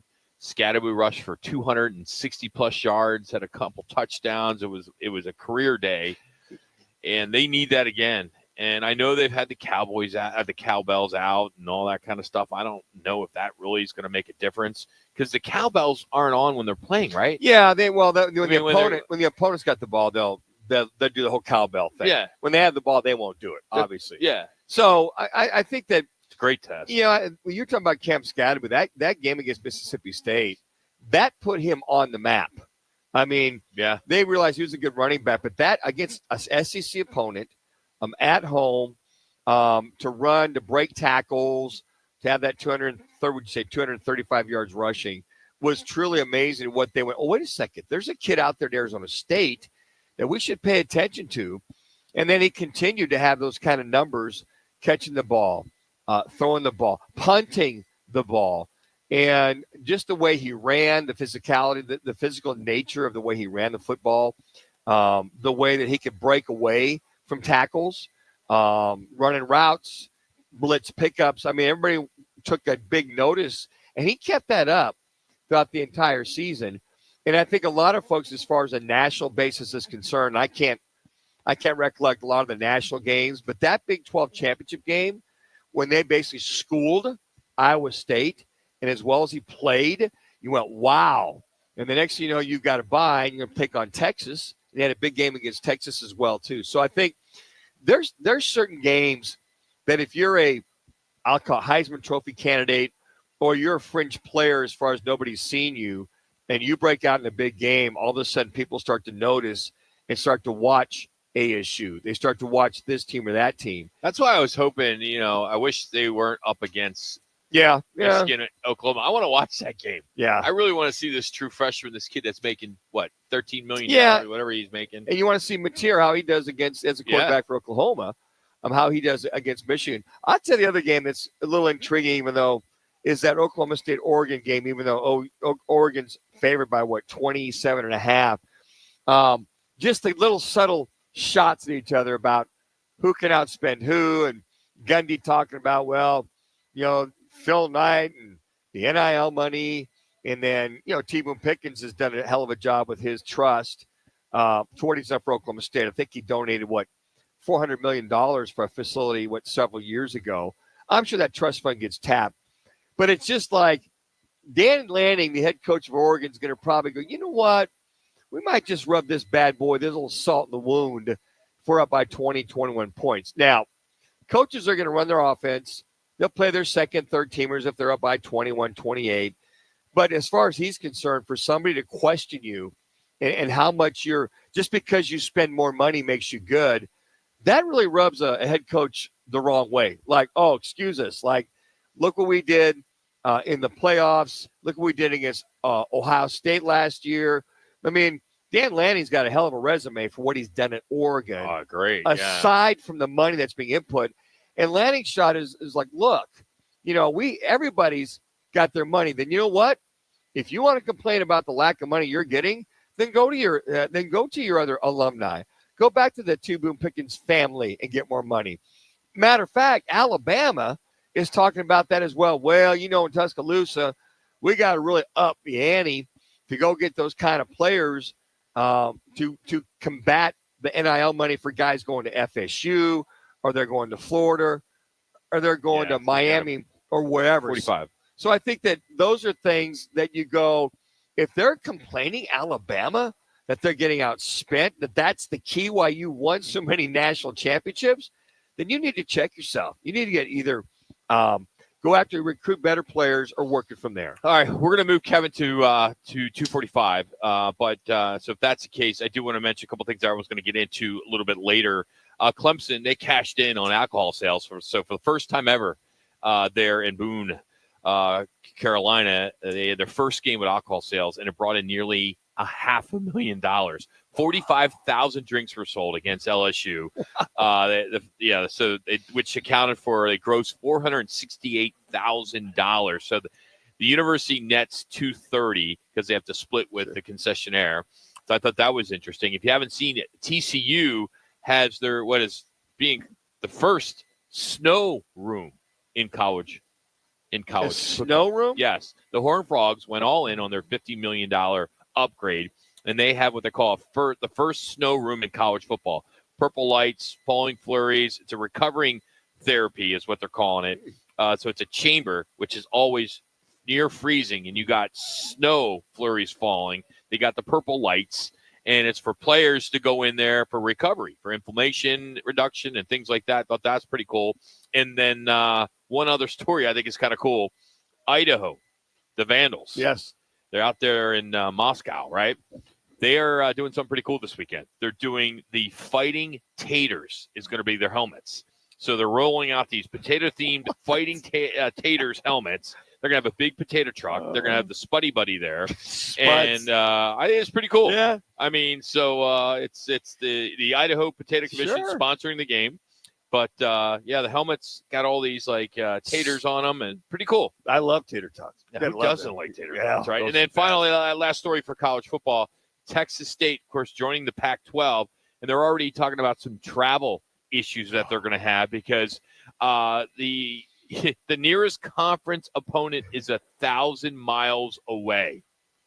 Talk about freaking Welcome flyer to the miles. Pac-12. Yeah, any road trip is 1,000 miles away. Hit those alumni up. Yeah, that's pretty cool stuff. So, all right, we're going to get into some games when it comes to handicapping. Looking forward to this. Scott Spreitzer with his best bets. We got Iowa State. We got Michigan at Oklahoma. ASU, of course, at Mississippi State. We'll do Cardinals, Saints, and then Ravens and Bills. Which way's the smart money going? Scott's picks are next, but here's Connor with an ESPN 620 update.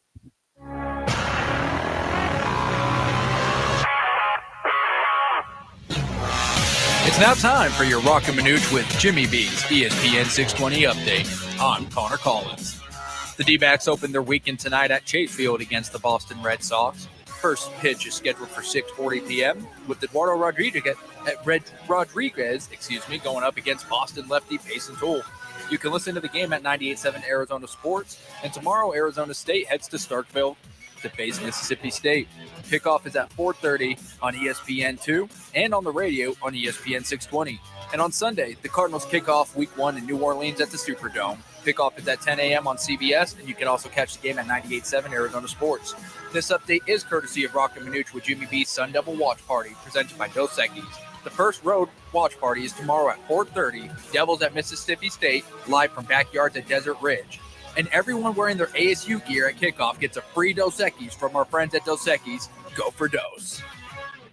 Draft your fantasy team where the real MVPs are at Twin Peaks. Ice cold beverages, wall-to-wall TVs, legendary eats, and scenic views. This is how you fantasy draft. Commissioners score a $50 bonus card, plus $5 for every drafter at the lodge. Lock in your draft party now at TwinPeaksRestaurant.com/fantasy draft. Or better yet, just stop into one of 5 Valley Twin Peaks lodges. Twin Peaks, the ultimate draft day destination. When hot is not an option, Stay Cool delivers. From patios to warehouses, shops to summer events, Stay Cool's Slim Cool Elite and Cool Cube mobile air coolers bring more air for less money. Rust-free, USA built, backed by over 40 years of cooling expertise. Available now at Home Depot, Lowe's, Ace Hardware, Tractor Supply, and Northern Tool.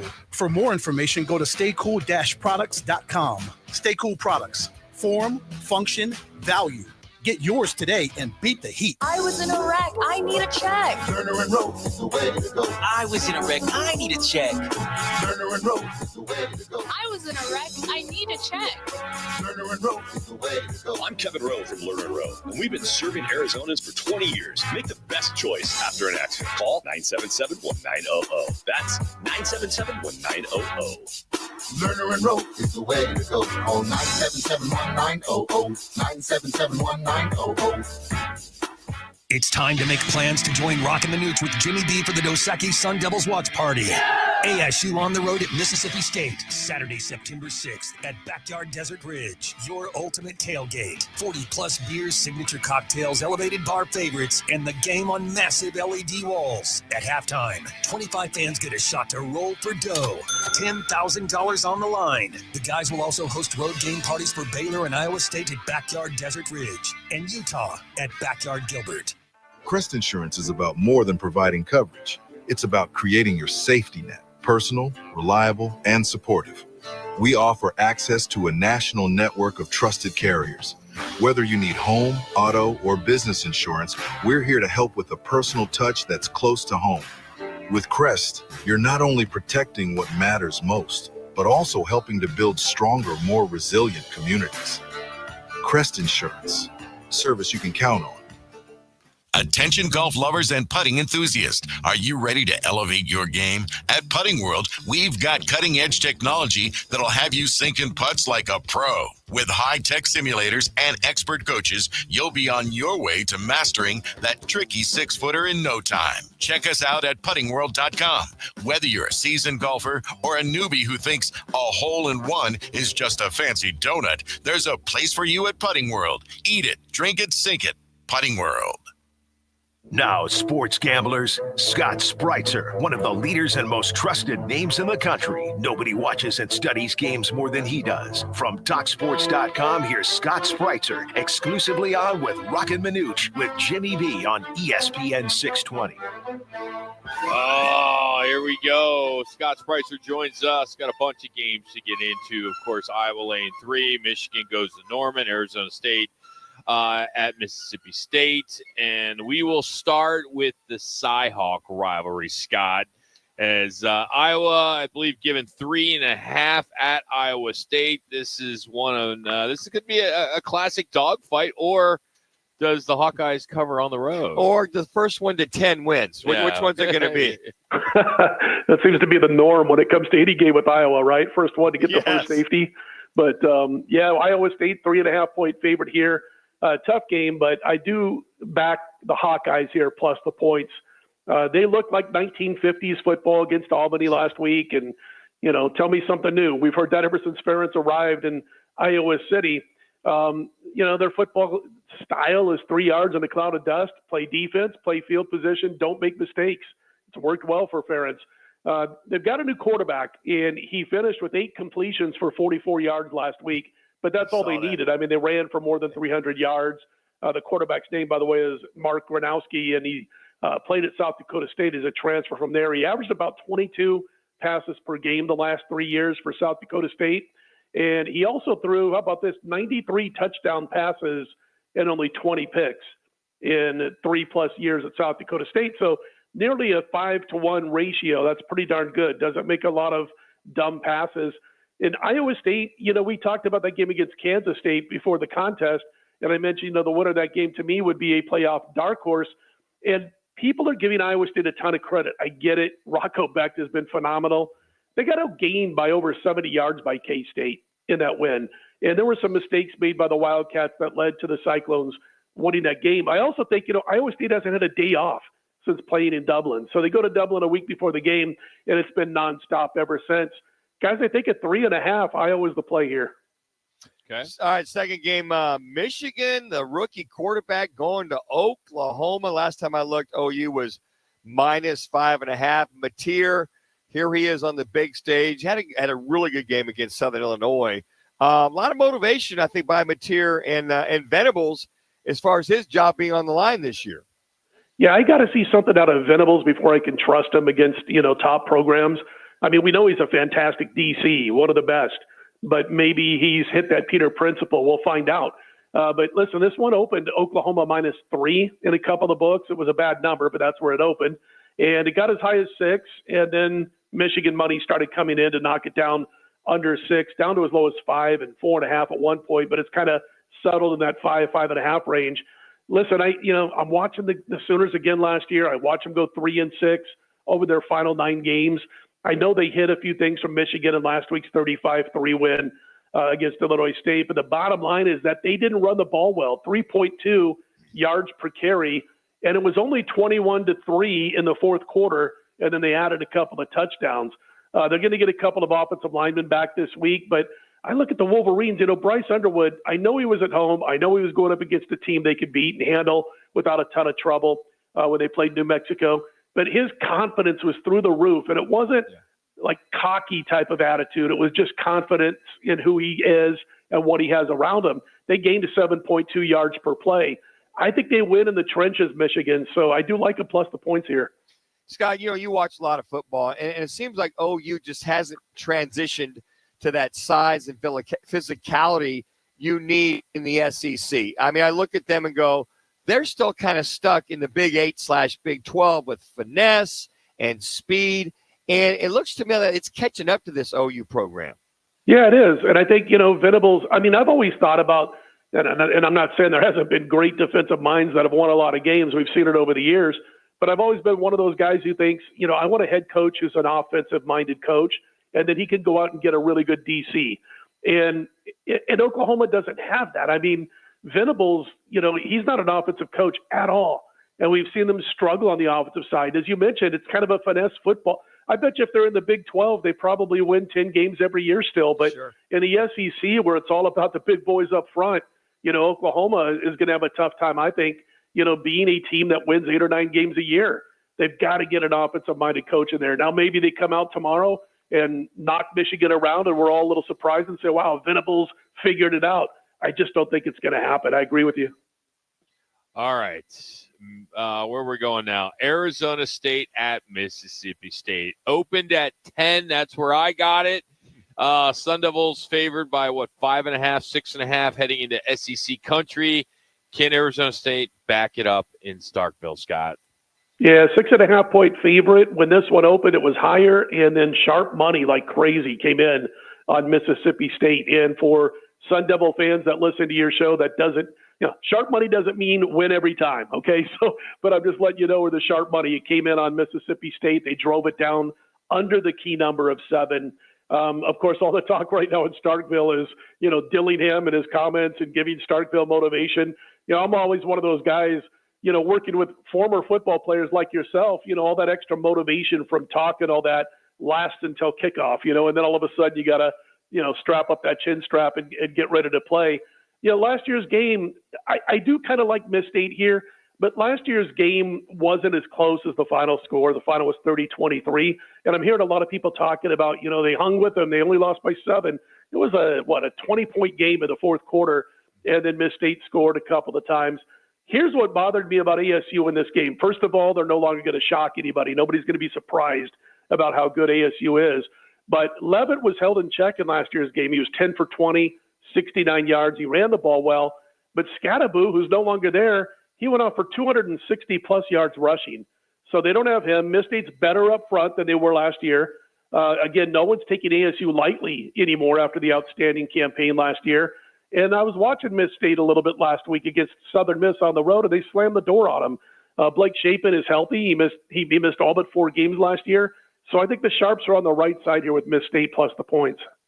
All right, Scott, let's get the National Football League started. The Cardinals, last time I looked, -6.5 at the Saints. Looks like Chase Young is out again. And I don't know if that would affect the line one way or the other. And also, I believe their right guard is going to be out as well, too, last time I looked. But how do you see this game going down in Nolens? Yeah, this one opened 4.5. It's all the way up to 6.5. Everybody, I think it's as much betting against New Orleans as they are betting on Arizona. And obviously Spencer Rattler, a guy from your neck of the woods, is getting the start for the Saints. He battled out with Tyler Shuck in the preseason. You know, Arizona is getting a lot of love in Vegas, and they as a much improved team, not just this game, but for the season. And New Orleans starts the season with plenty of defensive issues. I mean, they gave up the 5th most yards per play last year. I think Arizona's the right side as far as who's going to win this game, guys. But I didn't make a play on the side of the total. What I do like is a Marvin Harrison Jr. prop to score a touchdown at plus 140, which is what it was earlier today. That means for every $10 you bet, you get 14 back plus your 10.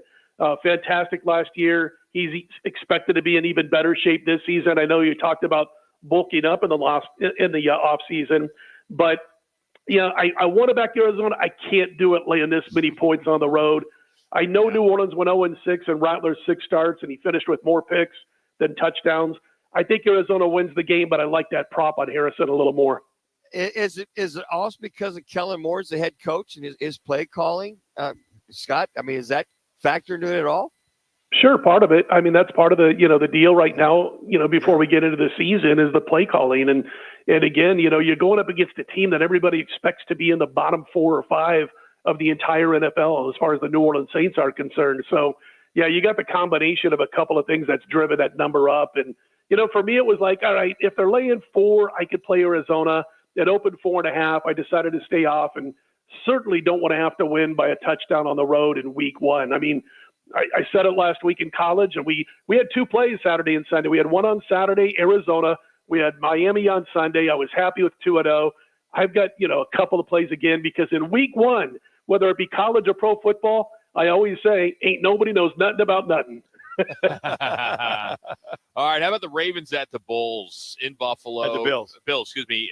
Ravens a slight road favorite, 1.5. Do you ride with Lamar or Josh Allen at home? Yeah, this one, it flipped, this line. Buffalo opened a 1.5-point favorite. I get it. The Ravens statistically punked the Bills in both meetings last year. They whipped Buffalo in the regular season and then lost in the playoffs. Tough loss for Baltimore, 27-25 in the way it ended. But, the folks behind the counter, they're kind of sharp, and they know where the bets are going to come in. So that info was baked into that opening number, and it was already kind of a reduced number on Buffalo, and now they're actually getting 1.5 points. Buffalo not laying points at home, I kind of like that. I know they've got issues at safety. I know the Ravens are a contender for the Super Bowl, but I want to see the guard play out of the Ravens, this guard pairing. And again, Bills not laying points at home. I'll take my shot with Buffalo in this one, guys. All right, buddy. Real quick, I mean, we're up against it, but who do you like tonight in Brazil? I didn't play side or total, but I lean Chargers. I do think there's a couple of props that could come into play in this one.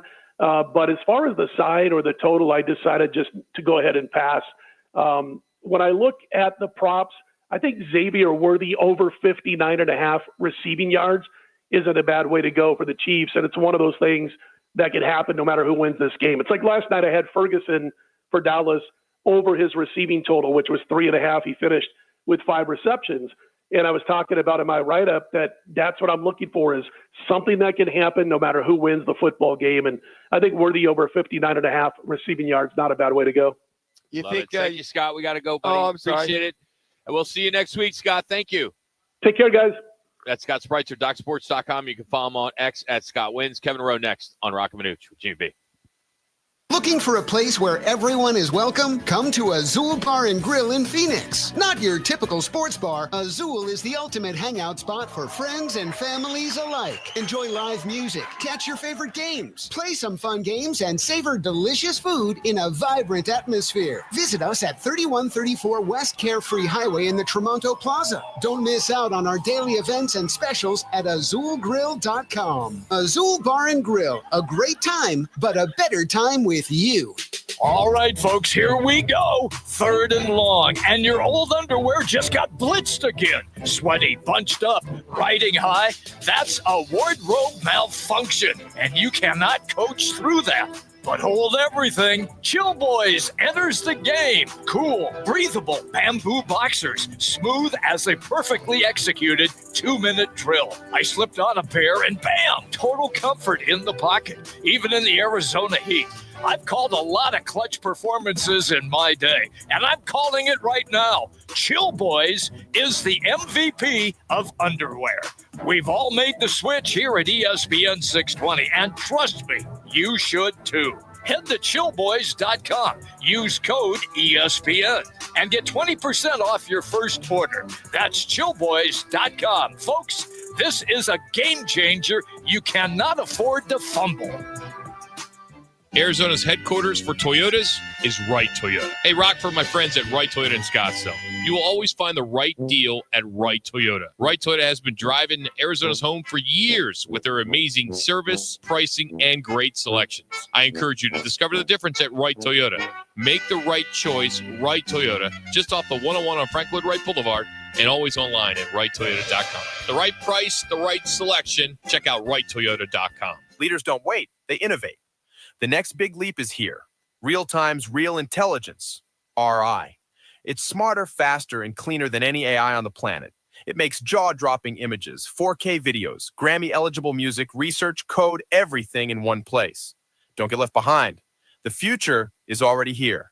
Try RI now for free at tryrinow.com. That's tryrinow.com from publicly traded Real-Time Media. RLTR. Try RI now. Life's a sprint, and you need a quick pick-me-up. Meet G2G protein bars, the ultimate grab-and-go meal replacement. Whether you're hustling in the office, enjoying a day on the links, or conquering the daily grind, G2G is your perfect fuel. Score an 8-pack at your local Costco's refrigerated section, or explore amazing flavors at G2GBar.com. Quick, delicious, and power-packed. G2G protein bars, setting the pace for your energetic lifestyle. Time to challenge the defender. Attorney Kevin Rowe from Arizona's full-service law firm Lerner and Rowe. Need a wreck and need a check? Just call Lerner and Rowe at 602-977-1900. At Lerner and Rowe, no fees unless you win. Now, Counselor Kevin Rowe on Roc and Manuch with Jimmy B on ESPN 620. All right, when do we give him credit? I mean, he's 8-0. Yeah. Do we wait one more week? Yeah, because it's kind of early. It's early on. Could be beginner's luck. Okay. Yeah, I would think so. I mean, are you it's not beginner's luck at 8-0. Wow. Every once in a while, the blind squirrel finds a nut. Exactly. There are a lot of squirrels in Arizona. Yeah, all right. So, and you might be representing a lot of them in reference to that. That's for sure. All right. John in Phoenix already called in earlier, so he gave us his 4. So we're going to go right at it here. CC will give us what he gave us. Let's start with your wife's alma mater, ASU, and Mississippi State. There will be over under 250 yards rushing combined, Counselor. Over under 250 yards rushing combined. Yeah, so this game's interesting for me. They didn't even they put 106 yards on the ground against NAU. And now given Mississippi State isn't a powerhouse by any mean, but it's still an SEC team. So I don't see them combined doing that. I just don't see it. So I'm taking the under. Okay. And not Matt, but Connor, who do we have? Yeah, John went with the over. You know what's interesting? Well, Scottsdale had 265 against them last year alone. So might be a little different there. Correct. And they had over 346 on the ground, but they were a running team last year. And now it seems, and I know Coach said we need to have more of a balanced game. But last week they threw the ball. The quarterback had 4 touchdowns, 2 on the ground, 2 in the air, and they only got 106 yards total rushing. So I'm not saying they couldn't go over, but I just don't see it. All right. Second one, there will be over under 500 yards passing combined in the Oklahoma State versus Oregon game. 500 combined yards passing. Oklahoma State versus the Oregon game. And it's the battle of whose uncle pays the most in the NIL, basically. I love it. So here's the scoop here. Oklahoma State, redshirt freshman, getting his first start in Oregon, at Oregon. Nah, yes. he ain't gonna be putting up a lot of yards. I have no doubt I see Oregon putting up 250, 300 yards, and then they're going to lay off for the second half after it's 45-0. So I'm taking the under on this as well. Okay, so under. What did John go with? John also went with the under on this one. Okay. All right, Council, let's turn our attention to the Cardinals heading to New Orleans. And we have a local quarterback getting the start with Spencer Rattler. So the question is, the Cardinals will have over under 3 sacks on the Pinnacle High School quarterback, Spencer Rattler. Over under 3 sacks. So, 1, that's a lot. That's a lot of sacks. 2, I think Manuch's boy should be starting, but that's nonetheless. Tyler Shuck. Yeah. So here's what I'm saying. Sweat, my boy Calais, yes, Tomlinson, they're bringing it, and they'll bring it. And Spencer at his 4.95 40, I don't know is going to be able to get away from those 3 big guys. So I would love to take the over. I really want the over, and I think everything in my beans probably tell me be smart and just go with the under, but I can't. I'd love to see Spencer get sacked 4 times or more. Colin, which way did John go? John went with the under. All right. Under. All right. Last. I know you put a lot of thought into this. Oh, wow. A lot of thought. You're probably angsting over this. FCS, FBS. Yeah, the winner score of the UC Davis at Washington game. What is the spread? Is there a spread for that game? There's no spread. It'll come out tomorrow. Okay. Yeah, the FCS, FBS, that spread usually comes out. Connor told 40. me typically comes out the day of the game. Manuch, how much did they pay us to play us? That's where it comes down to. Oh, $1 million? Yeah, absolutely not. I'd play for free if I could. Are you kidding me? No, $1 million. Yeah, so tough game. I think they call these warm-up games. At home, Washington is going to be in the range of, they got to clean up from last week. Some mistakes in the Colorado State game. They clean that up. I'm looking this to be a nice, hopefully easy game at 45-13, because I have a feeling we're going to give up something late in the game with second and third string in. So let's go 45-13. Connor? Yeah, John wasn't very optimistic. He went 55-8. Wow. 8 points. Jeez. How do you get 8? So safety, maybe. By the way, missed an extra point. We'll let the Basher product, Damon Williams Jr., your quarterback, he's got to get out of bounds. He can't get too excited about running around the right sideline trying to take on defensive backs and linebackers. So, you're the alum. Get that memo to one Damon Williams, if you could, please. Yeah, they listen to soccer players a lot. They love when soccer players tell football guys what to do. Actually, I don't know if every guy's told you this little piece of information, but UW football, thankfully, the same people are no longer in charge. They don't like Kevin. I was supposed to come out and kick for them my junior year because they did not have a punter. And I went home to El Toro High School in Southern California, went with my special teams coach, and started learning how to punt an oblong ball because I could punt a soccer ball 100 yards. That wasn't an issue. But this oblong ball just didn't do it. And so I did a no-show. I didn't show up. And I got an ear whacking on the phone when coach called and laid into me. My roommate, who's played DB, was saying, dude, your locker's right next to mine. You got to get up here. I was like, no, I'm not coming up. I'm not good. I'm not going to do it. And I got yelled at, screamed at. It was bad stuff. One of those regrets. I really, because that year they went on to win the Rose Bowl, and it's one of those regrets that I really wish I would have just had the guts to just go do it and have fun. Hey, by the way, but no, they're not going to be listening to me. Kev, by any chance this UC Davis game is it a trap game because you got Washington State in 2 weeks? I mean, it's a trap game, or is it the Ohio State game in 3 weeks? It's a trap game. I mean, is it one of those? I mean, you got number one Ohio State on the 27th, and the week before the 20th, you're off next week. You already get a break. Wow. So Bye already. Bye week. Rock, I'm pretty sure our Lambda Chi Alpha fraternity intramural team could put up a good game against UC Davis. Probably win by 30. Ouch. I mean, hey, for an FCS, I mean, they're not a bad team, actually. And you did all right, against Arizona State. They played them tough. Last week. So, well, that's why they play the games.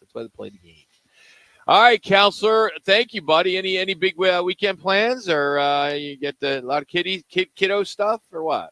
Now, look, I see a lot of football tonight and this weekend. That's all I see is a lot of football. Good. It's been nice having it back. We'll be in the pool this weekend with the kids, having the games on. It'll be a lot of fun. Just family time this weekend. Awesome. By the way, Orange Lutheran is coming in from SoCal, your neck of the woods, to take on, speaking of Basha High School tonight. They're part of that Trinity League over there. Are you announcing it, or what are you doing? What game are you at? Oh yeah, of course you did. Why would you serve that up? Yeah, Channel 13 kickoff at 7 tonight. We got TV. You got the makeup and everything already. Yeah, the Servite League, Servite, John Bosco, Modern Day. I mean, that league's coming into Basha tonight. So if you're not doing anything, just hang out. Manuch, I'll tell you, Manuch. I don't know if you know, but Lerner and Rowe are a sponsor of AIA Athletics and Arizona football. So I have an AIA pass that I can come and get Roc and I in for free. Not really free since you're paying the sponsorship. Come on out, yeah. And if you're lucky, we'll put you on there. We can get in for free, Kev? Yeah. What you're saying? You got some free, you got some pull, some VIP? All right, I'll trade you VIP for that for VIP at Orangedale. What do you think, Kev? I'll get there it is. Are you guys at Orangedale right now? I may have to come up and give a little look. We were there Tuesday. Yeah, Tuesday. We broke it in. So we had our first show there. So it was cool. So yeah, we had a lot of fun. So it was wonderful. But, good we stuff. hope to see you there soon. We've been waiting for you. So we have your parking spot all ready for you. So you're good. I love it. Thanks, guys. I appreciate it. Have a great weekend, buddy. That's Kevin Rowe, Lerner and Rowe. Lerner and Rowe gives back. By the way, the Eagles-Cowboys rivalry turned ugly before the first snap. We're going to talk about that with Jalen Carter and the debate. Does Carter deserve just a fine, or should the NFL break precedent and hit him with a suspension? We'll break it all down. It's called Spitgate. Yes, Spitgate. We'll do that coming up next. Also, Rob Fredrickson will join us. I'm going to talk some football with him, and we will break down the College Week 2, the top games, the spreads, and everything else. Again, reminder, tomorrow, Backyards Desert Ridge. Get there at 4:30 or earlier. Everyone in attendance that is wearing some swag from ASU, you're getting yourself a free Dos Equis. Very nice. How about that? Good stuff. Well, we'll be hosting the halftime show, too, for $10,000. That's all tomorrow at 4:30, Desert Ridge Backyard. More Roc and Manuch next. When you bundle renters and auto with Progressive, you can save while protecting your most valuable possessions, like your priceless vinyl collection. Sure, you sleep on a futon because the money most people would have spent on a bed you spent on more records. But forget the fact that you can stream just about any song ever created for a few dollars a month. No, you need to listen to music in the most difficult way possible.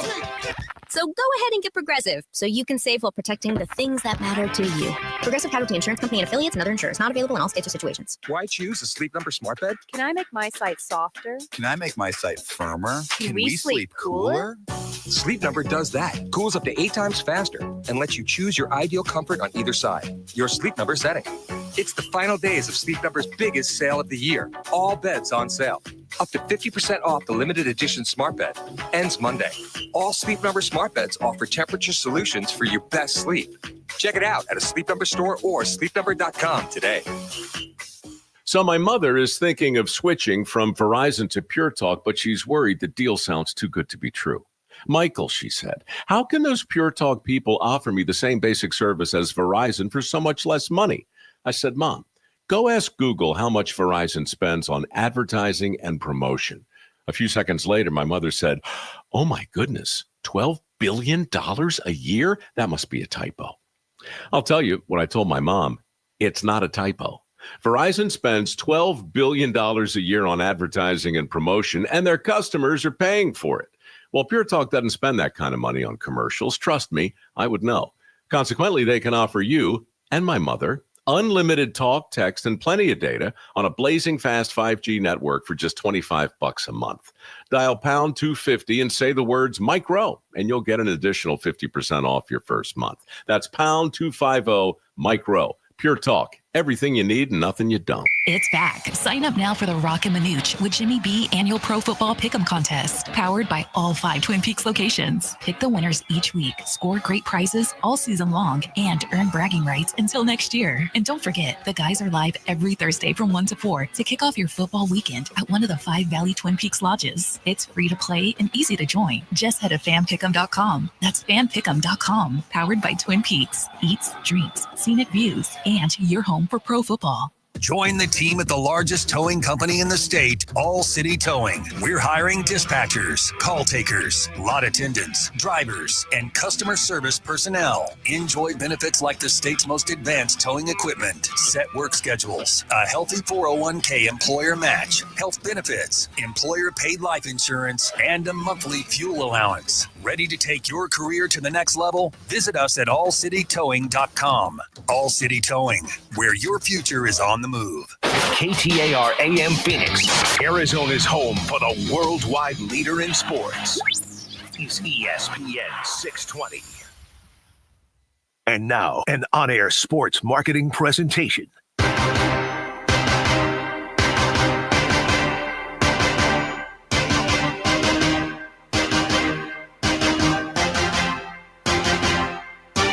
It's Roc and Manuch with Jimmy B. Now on ESPN 620, 98.7 FM HD-2, and streaming live at arizonasports.com. The guys are powered by the law offices of Lerner and Rowe. In a wreck and need a check? Make one call, that's all. 602-977-1900. And now on your ESPN station in Phoenix, ESPN 620, Roc and Manuch with Jimmy B. For a snap. Here he goes. He walks there in front of Dak Prescott.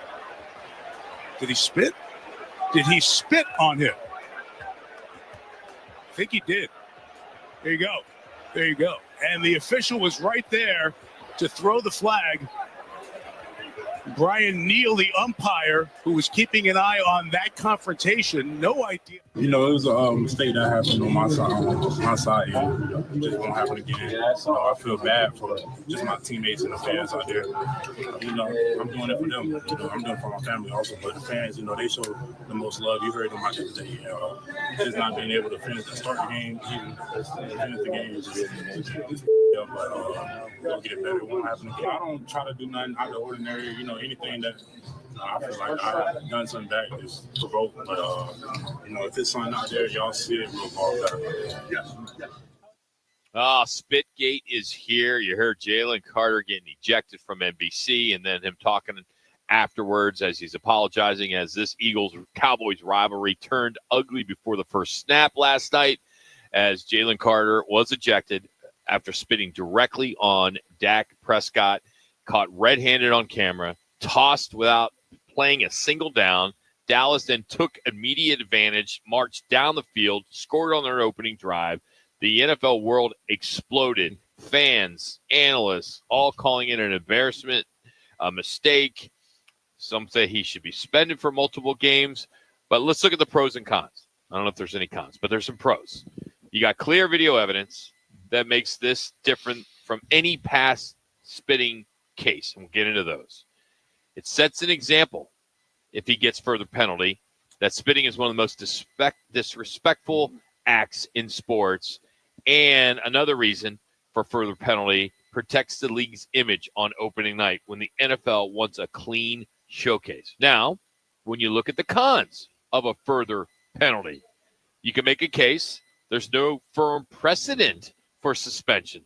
Historically, it's fines only. If you go back to 1997, Bill Romanowski, he spit on J.J. Stokes and he got fined $7,500. No suspension. Then in 2005, Sean Taylor spit on Michael Pittman, fined $17,000. No suspension. T.O. in 2006 spit on D'Angelo Hall, he got fined $35,000, no suspension. So Carter already cost himself and his team by being tossed before the snap, so he did get suspended for a game. Prescott himself was seen spitting towards the ground moments earlier and saying something. He muddled something under his breath, and sure, maybe it wasn't. I mean, maybe it was intentional. Maybe it wasn't intentional. So you have your pros, you have your cons. So what now?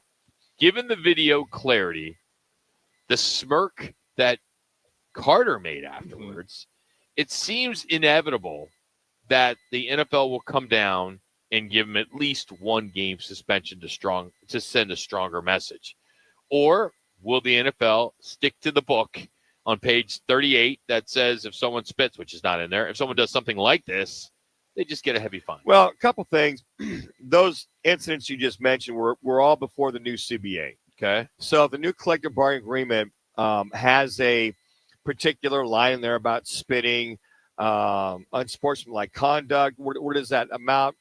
You get in a game, as far as unsportsmanlike conduct, you get 2 of those in a game, or personal fouls in a game before you get kicked out. In reference to this particular situation, since you rattled off that there's been no precedent. Yep. New CBA. I don't know what's in that new CBA. I would most You likely. haven't read it? No, that's like about 2,000 pages long. Okay. In reference to this, if there's something in there with the new CBA, then they will suspend him. Now, should they suspend him? My opinion, yes. Suspend him for a game. Fine him to really. You brought this up earlier, Rob. Really make this thing stick. That is just uncalled for, disrespectful. Matter of fact, it's selfish to your own teammates. It's selfish to your fans because you got kicked out of the game at the very beginning of the game. And if it's halfway through the game, wherever it's at, it's an immediate getting kicked out of the game. He's got to put Goodell. I've got to put a teeth into this. Is it 50,000? Is it 70,000? Again, I don't know where the CBA amount is because when you have, PEDs, I think the first suspension, if you get popped, is 4 games, and then on and on and on. So there's the personal conduct, unsportsmanlike. There's those things written into it. Now, if spitting was written into it, then Roger Goodell in the league can go, according to page 295, section E, paragraph 3, is spitting on another player is a cause for suspension, then they'll suspend him.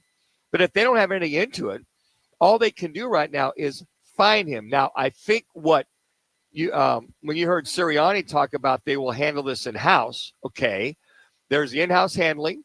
The league will probably fine him.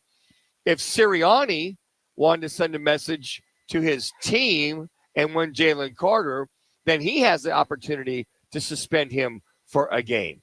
So there's outside, there's the NFL, what they're going to do. And then Sirianni had said, we will handle this in-house. I would love to see him suspended for a game because that's totally uncalled for.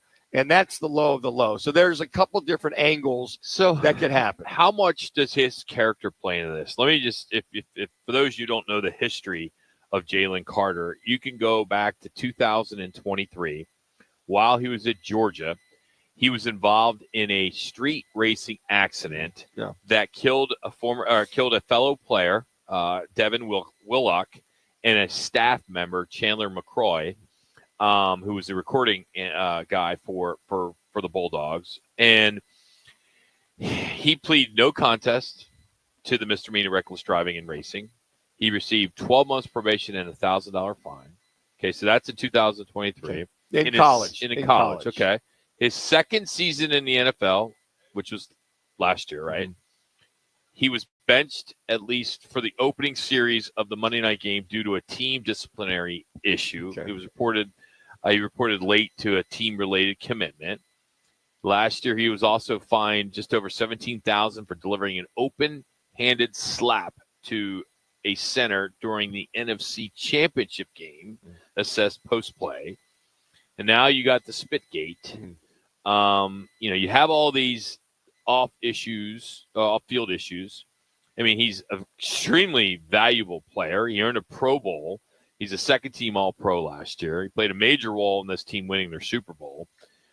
So how do you not consider or criticize his conduct and his maturity on what he has done in the past. Right. When you make the decision on how you're going to discipline. Yeah, so so we got 3 incidents in the National Football League. 3 now, yep. 3 with the team. The one's a team thing. The other's a field thing. And I believe the third one's a field thing. So you got 2 fields 2 and 1 off. team. Yeah. So I don't know, again, if it's 3 incidents on the field is a cause for suspension, which it should be, but one was a team thing and 2. Does he get his paycheck for being suspended yesterday? Because he didn't play. They kicked him out before the game for the first snap. Well, the game officially started. So the kickoff, the game officially started. Okay. Now, if it had been something before the game even started, there was a brouhaha, on the field, then they might have done it. Yeah, they will pay him.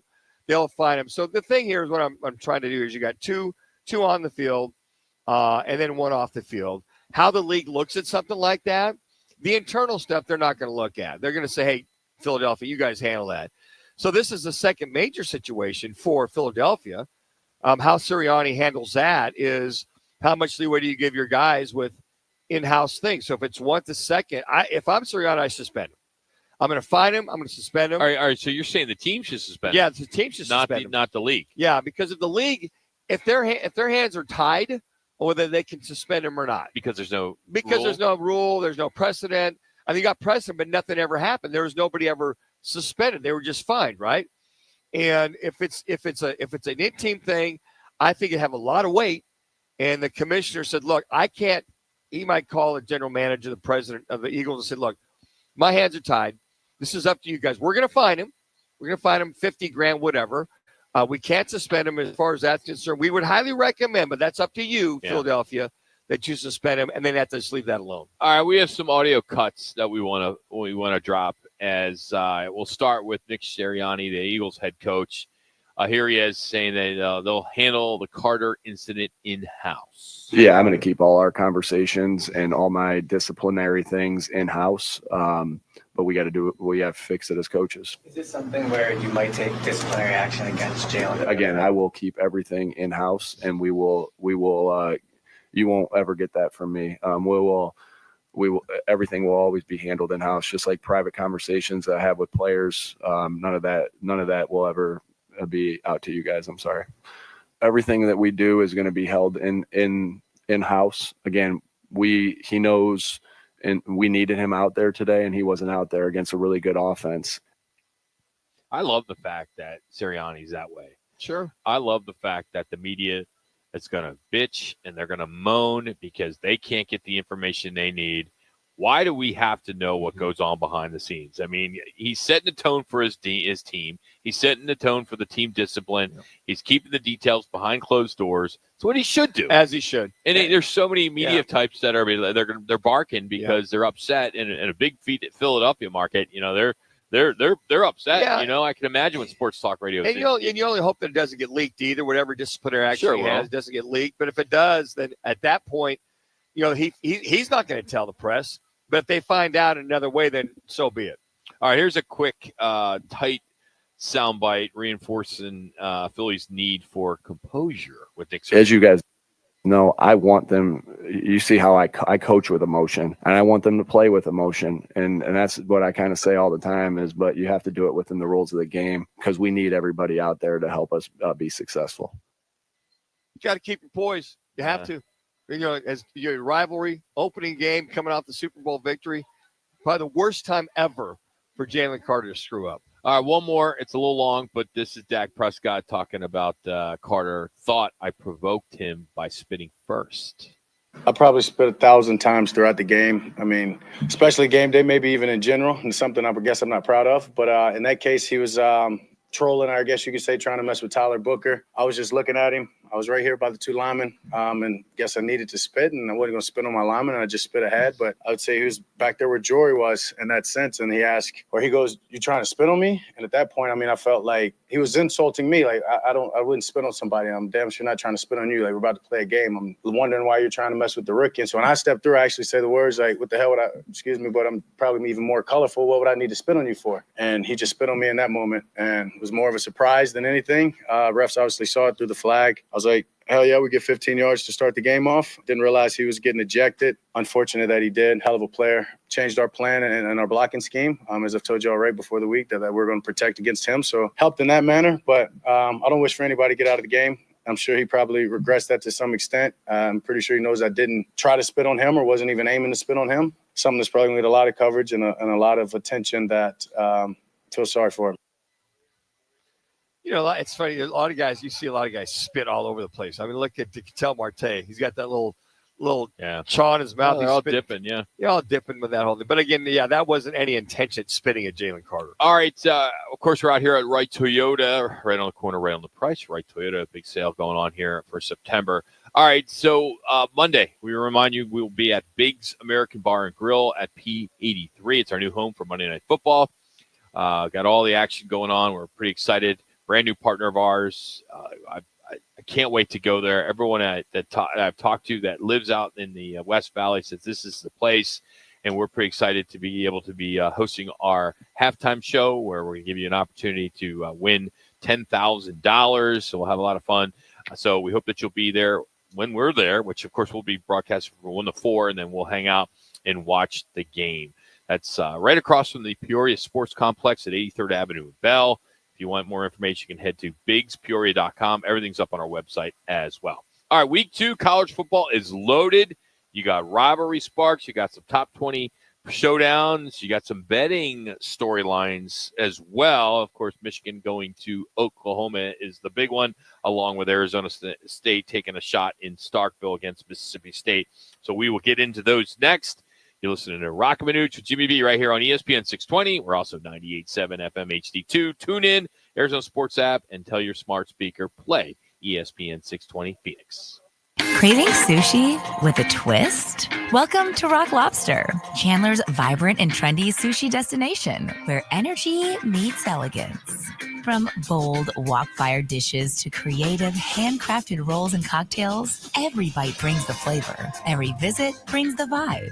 Join us for lunch, dinner, or happy hour Monday through Friday, or even a date night. Find us at Price and Queen Creek in Ocotillo. That's Rock Lobster, where sushi gets social.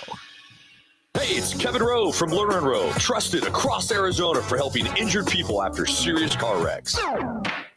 And I'm Sean Forrester, managing attorney at Lerner and Rowe Law Group. We may sound alike, but Lerner and Rowe Law Group is a completely separate firm focused solely on criminal defense. We handle serious felonies, DUIs, and misdemeanors with decades of courtroom experience. If you're facing criminal charges, don't wait. Call Lerner and Rowe Law Group now at 602-977-1900. Lerner and Rowe is the way to go. Call 977-1900. Need to feed a crowd? Let Venencia's bring the flavor to your next event. We know you have a lot of options when feeding a large group. Ordering directly from Venencia's means you get the best service and the absolute best pricing. There's no per-person fee. Just tell us how many people you need to feed, and we'll come up with the perfect plan to ensure everyone's well-fed and happy. Grad party, office celebration, family reunion. Invite Venencia's to the table. Text catering to 411-24/7. That's catering to 411-247 or Venencias.com. Rock for WrightToyota.com. At Wright Toyota, they'd like you to get to know them. Their goal is to make buying your next vehicle the kind of experience that earns your recommendation to family and friends. They invite you to use all of their innovative web tools on WrightToyota.com. So if you're looking for a new or pre-owned Toyota, head to their interactive website at WrightToyota.com. The right price, the right selection, all at WrightToyota.com. Join the team at the largest towing company in the state, All City Towing. We're hiring dispatchers, call takers, lot attendants, drivers, and customer service personnel. Enjoy benefits like the state's most advanced towing equipment, set work schedules, a healthy 401k employer match, health benefits, employer-paid life insurance, and a monthly fuel allowance. Ready to take your career to the next level? Visit us at allcitytowing.com. All City Towing, where your future is on the move. Twin Peaks is the best in the game. Here, your favorite drafts are poured at a frosty 29 degrees, and rare barrel-aged whiskeys are served just the way you want them. It's bigger game days and bolder fight nights. I mean, where else can you find a scratch kitchen that always comes in clutch every day from lunch to late night? Only at Twin Peaks, the #1 sports bar. Twin Peaks Scratch Kitchen scores every time. Dig into hand-smashed burgers, chef-inspired flatbreads, and more at your local lodge.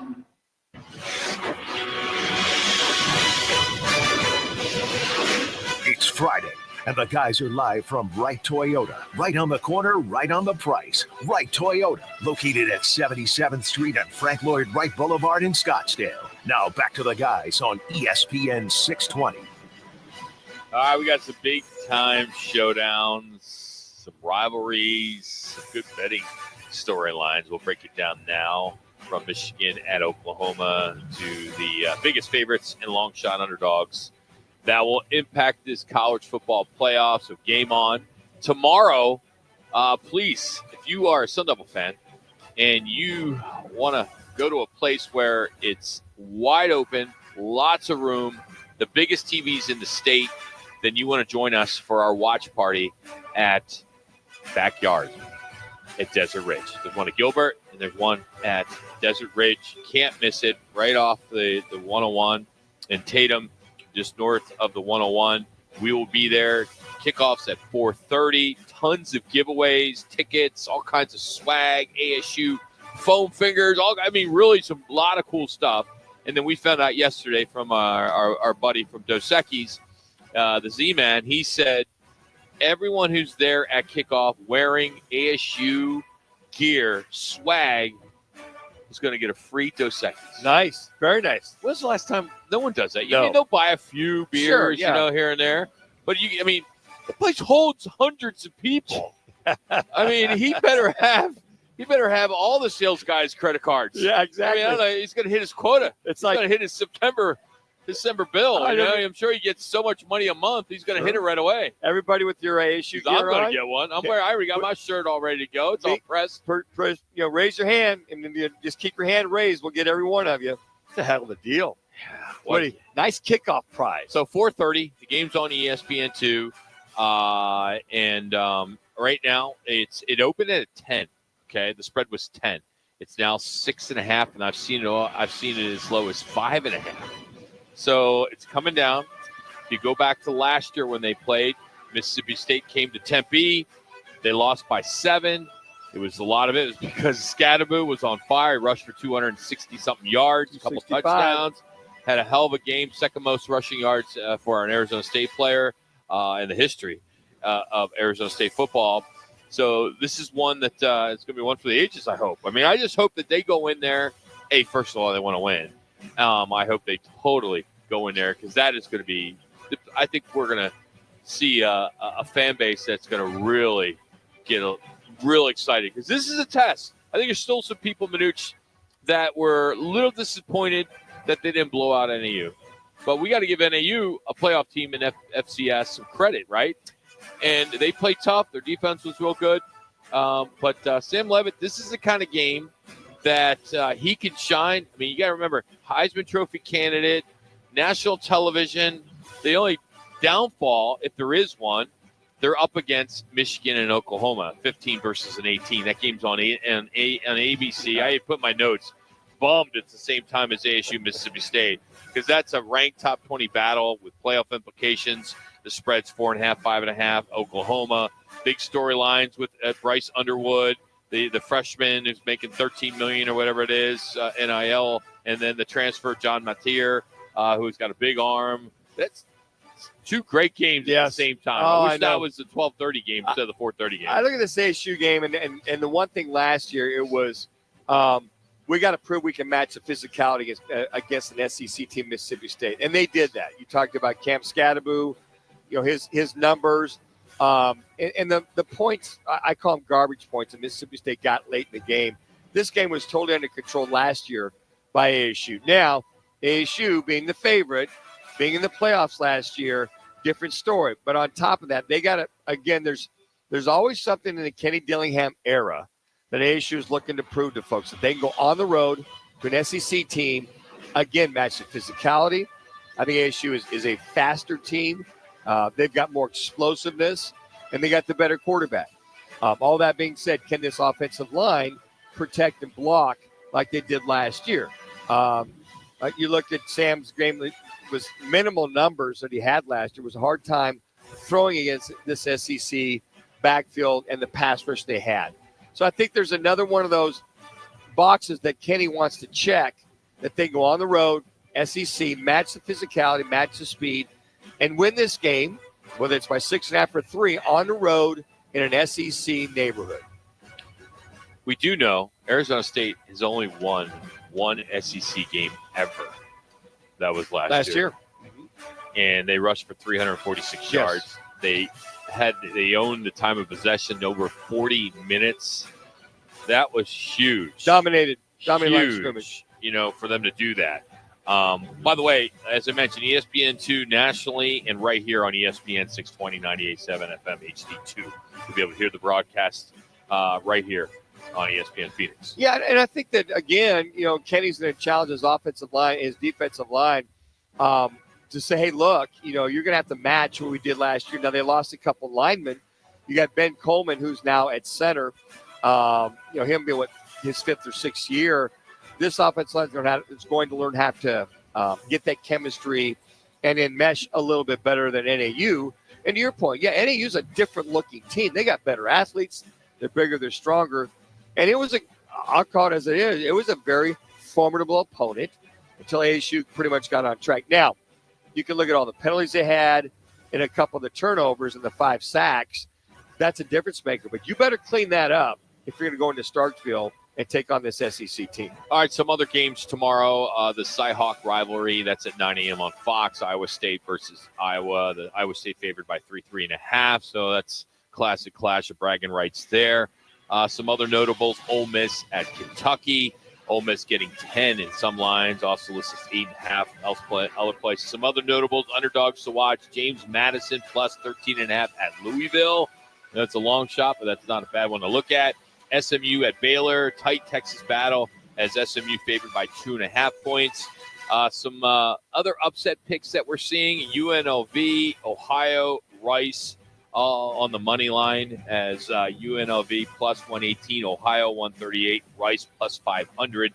So those are some games to look at as well. James Madison, by the way, is tonight at Louisville. Also Northern Illinois, Maryland, Western Illinois, Northern Western, and Eastern Washington at Boise State. Those are the games tonight. Your Bobcats taking on West Virginia. You just mentioned that. Ohio, basically we talk about Parker Navarro, the quarterback.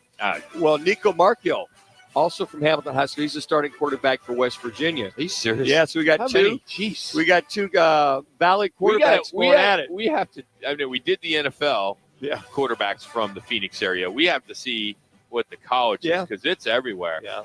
All right, I can't believe we have West Virginia coming into Athens, Ohio. Of course, an OU alum, but I think West Virginia's going to win. It's just like there's a reason why Arizona State has only won one SEC team. You know, a MAC school is not going to win. It's not going to beat a Big 12 team. I'm sorry. They're playing Ohio. They're playing at Ohio State this year. Yeah, I just like the fact that Ohio is scheduling these games. I mean, they played Rutgers to open up, and they covered, but they still lost. But still, I love the fact that you got Mid-American Conference game. They're going for a payday, but still, they're playing these tough teams. Bigger don't count your boy Parker Navarro out, Rock. He made a little bit of a run at the end of that game last week. Got the 3 touchdown passes to make it a game, and once again, West Virginia comes in to Ohio. Your Bobcats are a good team, good-looking team, and Parker in his 5th year now. He knows how to manipulate those defenses. So I'm hoping Parker can take this for your Bobcats. All right, Cards will open their season as road favorites in New Orleans. Kyler's milestone watch. And how about Marvin Harrison Jr.? Are we going to see a leap for year 2? We'll get into that. And you got a rookie quarterback. Well, I think he's still a rookie quarterback, Spencer Rattler. He has not played well there. But we'll see with the new head coach what that means for the Saints. We're going to break it all down with former Cardinal and analyst Rob Fredrickson will join us next right here on Roc and Manuch with Jimmy B. But here's Connor with the latest ESPN 620 update.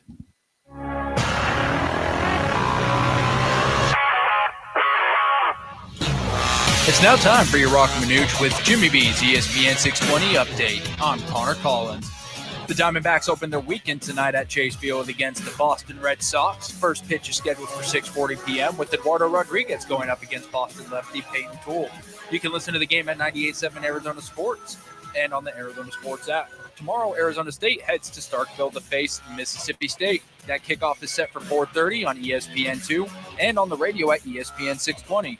And on Sunday, the Cardinals kick off Week 1 in New Orleans at the Superdome. Kickoff at 10 a.m. on CBS, also live at 98.7 Arizona Sports and streaming on the Arizona Sports app. This update is courtesy of Roc and Manuch with Jimmy B's Sun Devil Watch Party presented by Dos Equis. The first road watch party is tomorrow at 4:30. Devils at Mississippi State, live from Backyard at Desert Ridge. At halftime, 25 lucky fans will roll the big dice for a shot at $10,000, and everyone wearing their ASU gear will get a free beer.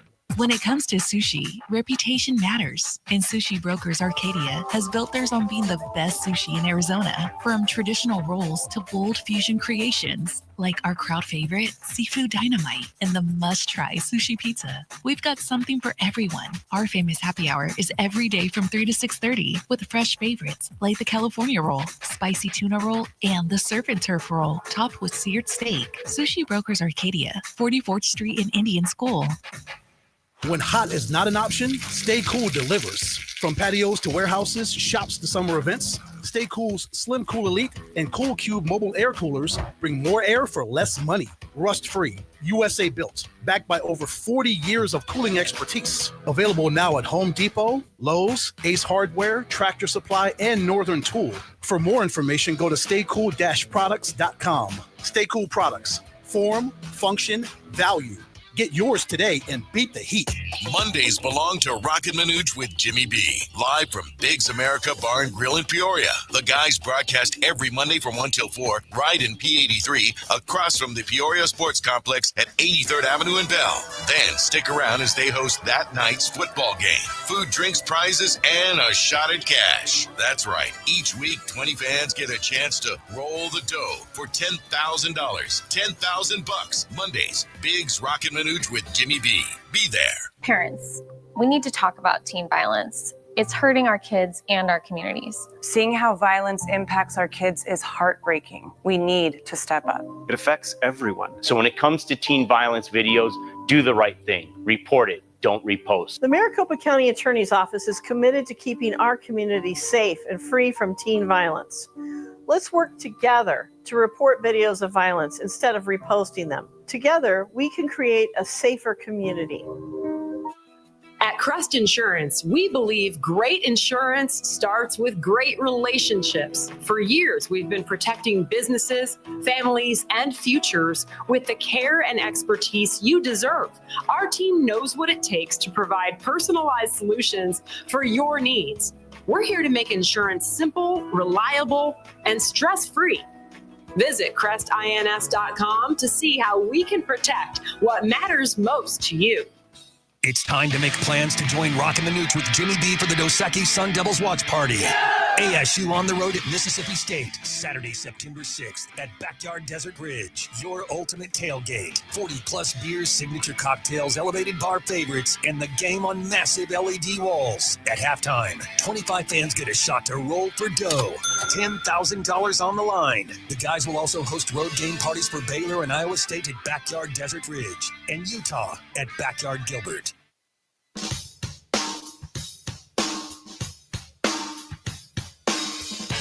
It's Friday, and the guys are live from Wright Toyota. Right on the corner, right on the price. Wright Toyota, located at 77th Street and Frank Lloyd Wright Boulevard in Scottsdale. Now back to the guys on ESPN 620. Here's Mahomes, pressure right away. Mahomes is sacked. Josh Sweat gets home. Mahomes pressured again. Sack number 5. It's Josh Sweat again, who's got 2.5 for the game. Cardinal fans hope Josh Sweat gets mentioned as much as he did as a Philadelphia Eagle in that Super Bowl last year, as they went on to win, of course. Rob Fredrickson joins us now, former Raider Lion and Cardinal linebacker. You also can hear him on the broadcast as well, doing a bunch of color analyst gigs as well. And you can follow him on X at Rob Fredrickson. Rob, what's going on, my friend? How you doing today? Hey, what's up, guys? I am fired up for a little Bayou football. So the pregame starts, I heard, at 5:30 in the morning. Is that what it is? You got that shift there, Rob? Yeah, you on the 5:30 shift there, big fella? No. I tap in at 8 a.m. So I at least get to have a few cups of coffee in me before I gotta get on the air. But man, yeah, it's early, those East Coast games. Wow. Hey, how hard is it? You played so many years in the NFL, and the Superdome's a tough place to play. The Cardinals haven't won there since '96. What is it that makes that place so unique? I'm going to tell you, it's old, number one. But number two, the lighting in there is just off. It's just different. Okay. It's like a hazy, yellowish light. You're right.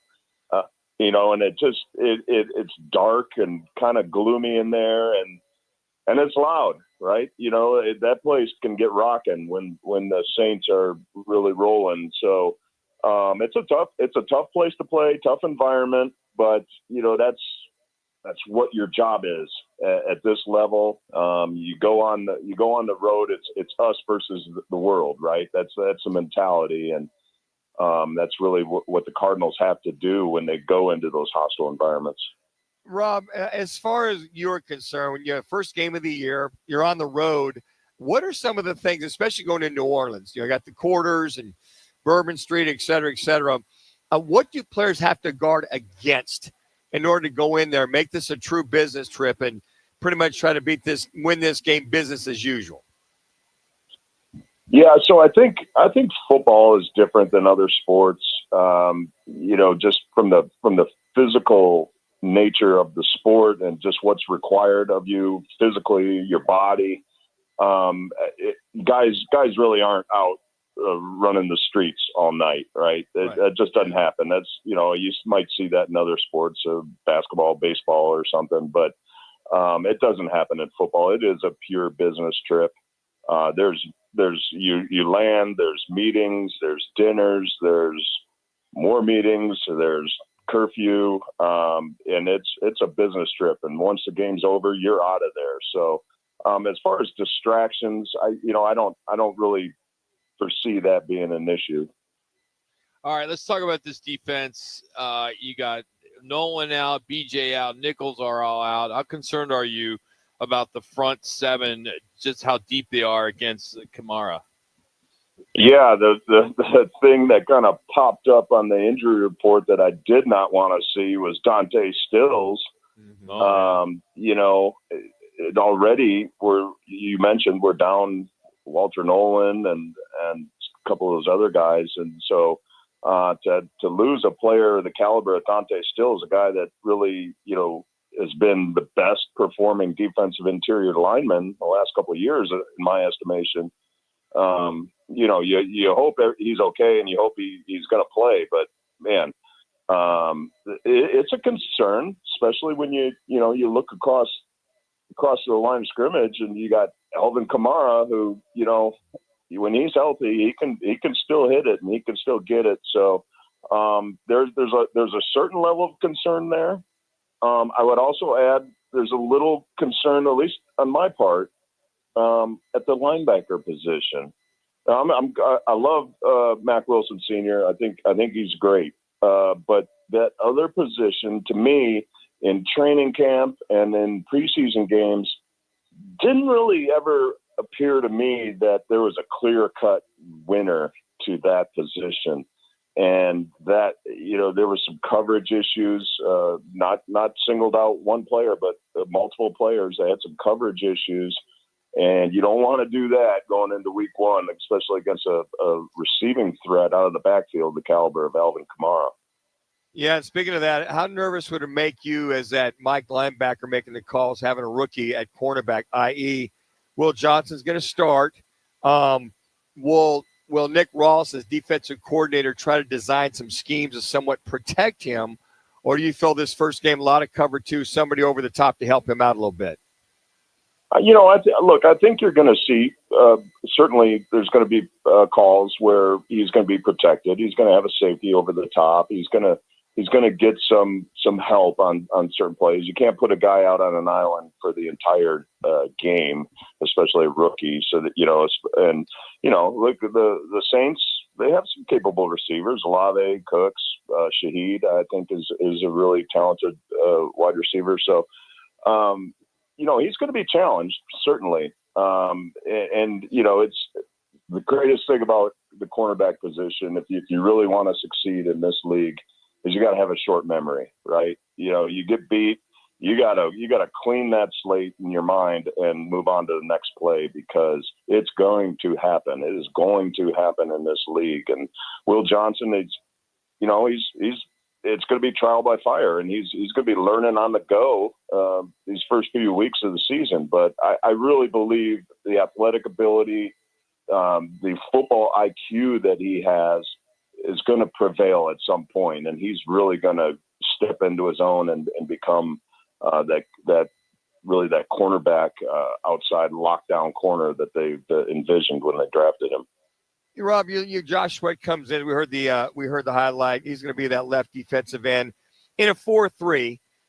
If they run the majority of that, you got Zaven Collins now to the strong side linebacker, the Sam backer, if you will. Third position in 5 years. Is this because of his size and ability? The Mike Backer thing didn't work out. The rush end thing didn't work out. Now he's at Sam Backer. How will that help this defense and working out with Zaven Collins now at that spot? Yeah, so if they run a 4-3 defense and Zaven Collins is a true Sam Backer, sometimes like at an under front, he'll be up on the line of scrimmage, up on the tight end. Zaven Collins can dominate at that position. He can do that because he has the ability to cover. Despite the size of him, the enormous size of him, he can run and he can cover. So, I think Zaven will be comfortable in that role. Now, if they're doing more of a 3-4 look, I think Zaven, he's really good against the run. He's capable in pass rush, but that's not really his natural instinct or natural forte. I think guys like Baron Browning, really, and Jordan Birch, they kind of are more natural pass rushers. And so you're certainly going to see a rotation there amongst those outside linebackers, edge rushers. Roc and Manuch with Rob Fredrickson here on ESPN Phoenix. All right, Calais Campbell back in the Cardinal red at the age of 39. What does his presence mean, you think, to this defense as well as the locker room?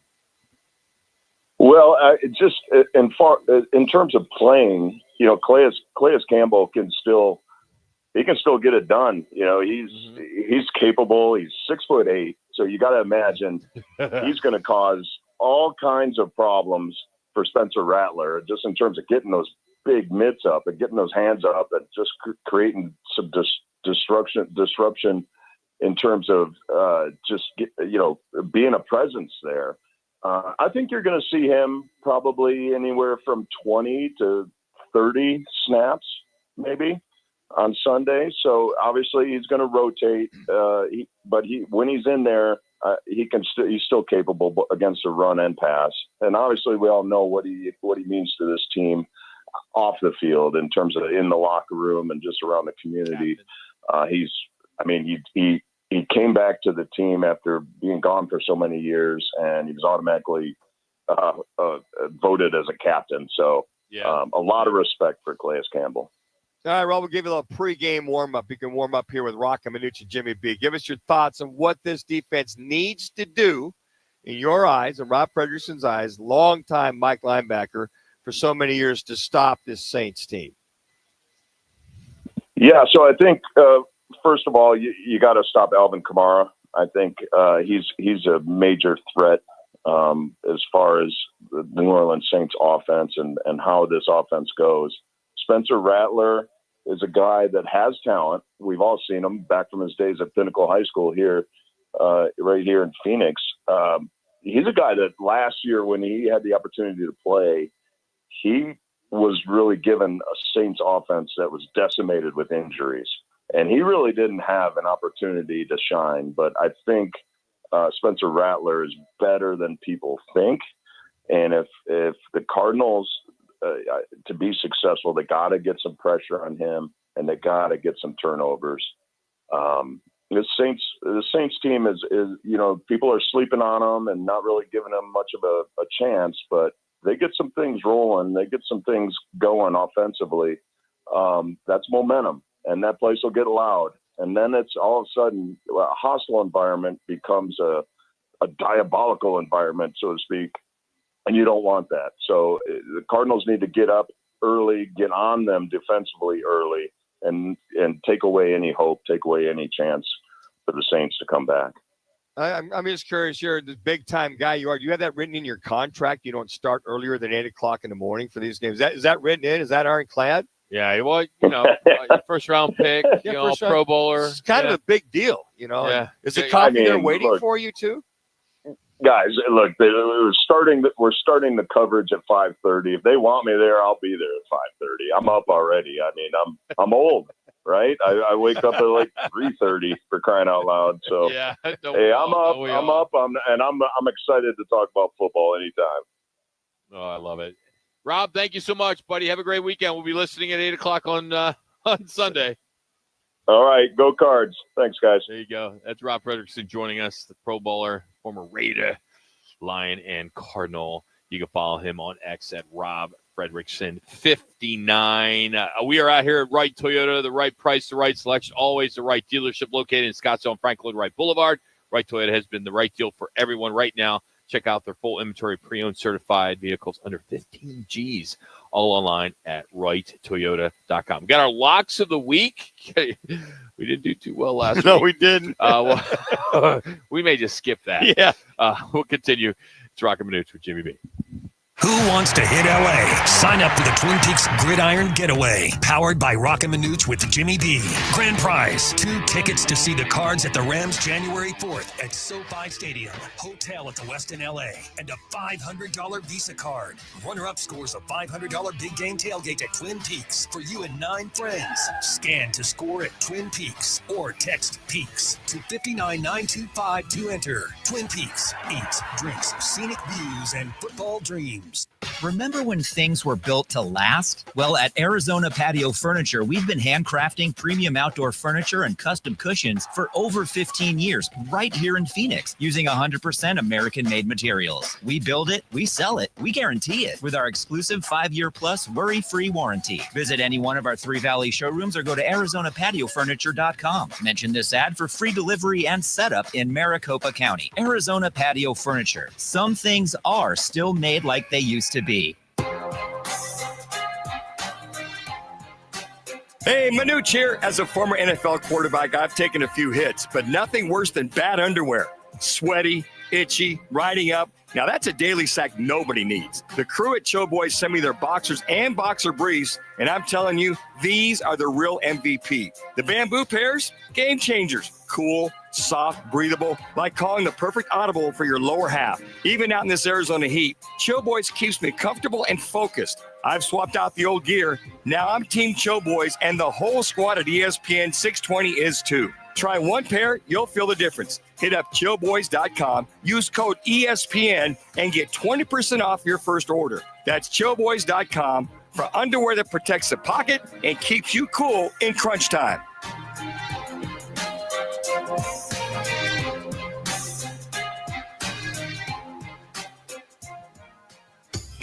Summer is just around the corner. Is your roof ready for the monsoon season? Well, now's the perfect time to call State 48 Roofing for a free roof inspection. Don't wait until you're dealing with a leaky roof in the scorching heat. Protect your home today. Visit state48roofing.com or call 480-268-4509. Keep your roof sexy with State 48 Roofing, the #1 referred roofer in Arizona, proudly serving the Arizona residential and commercial markets for over a decade.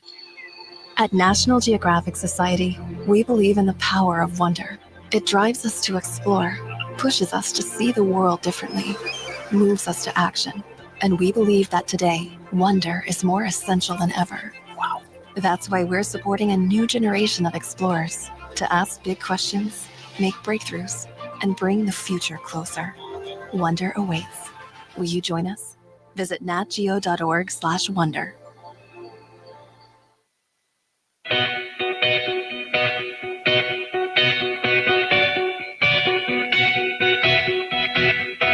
The Lerner and Rowe One Call That's All call of the day. If you're looking for a full-service law firm, just make one call, that's all. 602-977-1900. Lerner and Rowe, voted Arizona's best law firm. Well, it's an approach to a younger, questioning authority demographic.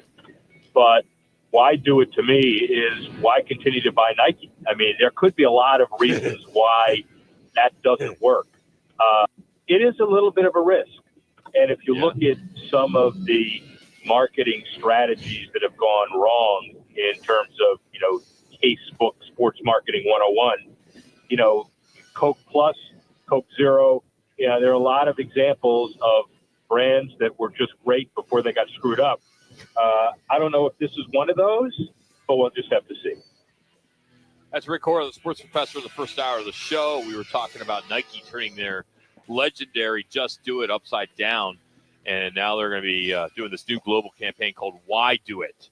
So they go from Just Do It to Why Do It, and you figure at Nike, decades of brand value and brand strength with that slogan, Just Do It. Now they're flipping it to Why Do It. I think they're taking a risk. Some think that maybe it's a savvy way to connect with the younger fans. Maybe that's the case too, but why do it?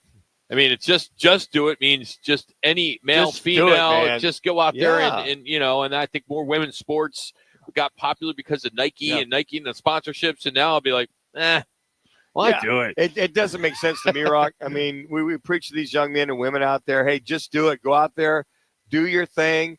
When you're tired, you're worn out, you got to get your butt up. Just do it. Just get out there and do it. Manuch. Come on. I'm ready to do Let's get to our Right Toyota locks of the week. Last week, Manuch, myself, and Connor and Matt all went at it. The host of the show went 0-1. The producers of the show went 1-0. I went Alabama over Florida State, lost that one. Manuch went Clemson over LSU, lost that one. The game that I should have took, I wanted it, and I won a lot of money on it, was Utah over UCLA. Connor won that one, and Matt won South Carolina over Virginia Tech. All right, we turn our attention to this week. We got NFL now going. Manuch and I are on the same page.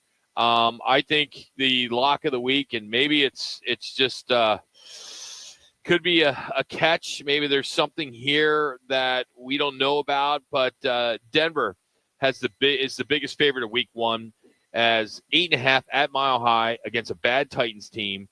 The case you can make for Denver, Sean Payton, his squad turned the corner last year. You got rookie Bo Nix, nearly 3,800 yards, 29 TDs. The defense, top 10 in points allowed, returns. They're all back. You had the altitude. You had the week one fan base there in Denver. Odds makers, I don't know. I don't know how you can make a case for Tennessee with a Cam Ward, at their quarterback, and they're just throwing him out there to the Wolves. Well, and you got to remember, this is this defense. The Denver defense is considered one of the better defenses in the National Football League. You just said it right there. Cam Miller, rookie quarterback. Cam Ward. Excuse me. He's going to be. It's going to be like trying to. He's going to see ghosts out there with this defense, and the game's going to be faster. It's live ammo. I think it's just going to be a very, very difficult task at hand. And the new coaching staff and everybody trying to get on the same page. So I like that lock at -8.5. Yeah, we got that. All right, Connor, who are you going with? I'm going to be rocking with Tulane this week over University of South Alabama. I flipped back and forth. At first, I was feeling North Carolina, but I don't know if I could buy in on Bill Belichick yet. So I'm going to rock with Tulane. I like them on the road against USA. All right, Tulane at -12.5 at University of South Alabama. All right, Matt. I'm going to go back to the NFL. I'm going to take the Commanders -6.5 over the Giants. I will take Washington, who had a great year last year, over Russell Wilson and the Giants by a touchdown any day of the week. All right, there you have it, our lock. So appreciate that. By the way, if you haven't gotten our fan pick'em, get in our fan pick'em, fanpick'em.com all season long. It's never too late to get in because with weekly prizes. It's a different this year as we're doing spreads. You get to pick one game, kind of like your Survivor, and if you get that right, you get extra points. Also, if you nail the tiebreaker score, you get extra points. So we made it a little bit different, went with a different platform this year. We've been doing the same one for 15 years. I wanted to mix it up, even though one listener is a little pissed off at me because I did that. No worries. She doesn't have to play. All right, so here's what's on tap tonight. D-backs got the Red Sox in town. A 6 o'clock pregame, 6:40 first pitch on the Mothership 98.7. Tomorrow, D-backs will go at it again. 4:30 pregame, 5:10 on 98.7. The State of the Sun Devils pregame show, 1:30. It starts right here on ESPN 620, 98.7 FM HD2, as well as on the Arizona Sports app. 2 o'clock pregame, and then 4:30 kickoff, Mississippi State from Starkville. I hope you'll join us. We'll be at Backyard Desert Ridge. Dos Equis, everybody who comes in and is there for the kickoff, wearing your ASU swag, you're going to get yourself a Dos Equis, compliments of Dos Equis. We will be there hosting the event at halftime. We'll be pulling about 20 names, and we'll have an opportunity, 25 names. 25. And you'll have an opportunity to roll the dough, roll the dice for $10,000. And then on Sunday, if you heard with Rob, the Cardinals pregame show on the Mothership starts at 5:30 a.m. 5 dawn 30, as I like to say. Man, get the coffee brewing. And of course, eggs and bacon. Well, the game will start at 10. Yeah. At the Saints, and then we'll have the Diamondbacks right here on ESPN 620 as well. 12:30 pregame, 1:10 Red Sox. So Red Sox in town. So all you massholes, I knew it was coming. All the massholes, head over to Chase, and hopefully you're going to be disappointed with the D-backs. All right, guys, let's do a little State 48 Roofing Insured Call question of the day for a free quote, repair, or installation. Head to state48roofing.com and follow them on social media by searching hashtag #SexyRoofStatus. So what is the most important factor that Kyler Murray must do if they are to beat the Saints in New Orleans? Just go to @Roc and Manuch on Twitter. Is it number 1, throw for 250 yards? Number 2, rush for 50 yards? Number 3, no turnovers? Or number 4, TDs in the red zone? That's number 4. No turnovers. I went with TDs in the red zone. Come on. Got to score. You can't throw, you can't give the ball away. Well, I get that. That's more important. Yeah, I was debating that, but I went, you know what? Last year, one of the biggest nemesis for them was not getting touchdowns in the red zone. Just get field it. Goals. They've got to get touchdowns in the red zone. That's got to be the difference this year than last year. That's brought to you by State 48 Roofing, the number 1 referred roofer in Arizona. By the way, I know a lot of people are having issues. I'm one of them with roof damage. So give them a call, or better yet, not call. Go to the website. It's the best way to get a hold of them. They'll get back to you quicker. State48roofing.com. You can follow them on social media. Just search the hashtag #SexyRoofStatus. They do residential and commercial for those business owners cruising around. Hey, we know you have options. Appreciate you hanging out with us this week. We hope we'll see you tomorrow at Backyards. On Monday, we are real excited. We'll be out at Biggs in Peoria for Monday Night Football, the Vikings and the Bears. What a great first game of the season. The old on black Monday and blue night. division, man. Oh, I love Let's go. Oh, man. Go Vikings. McCarthy versus Williams. We don't know what we're going to get out of him. We don't. No one's seen him. We don't. That's why they've got reinforcements as a backup quarterback. But Chicago Bears fans, they think this is they think this is Super Bowl. Yeah. Super Bowl or bust. Oh, my goodness. Yeah. Pump the brakes, guys. Yeah. Let's get through the first month of the season before you're talking Super Bowl.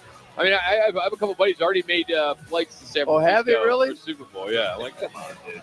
All right, hey, for the guys, thank you.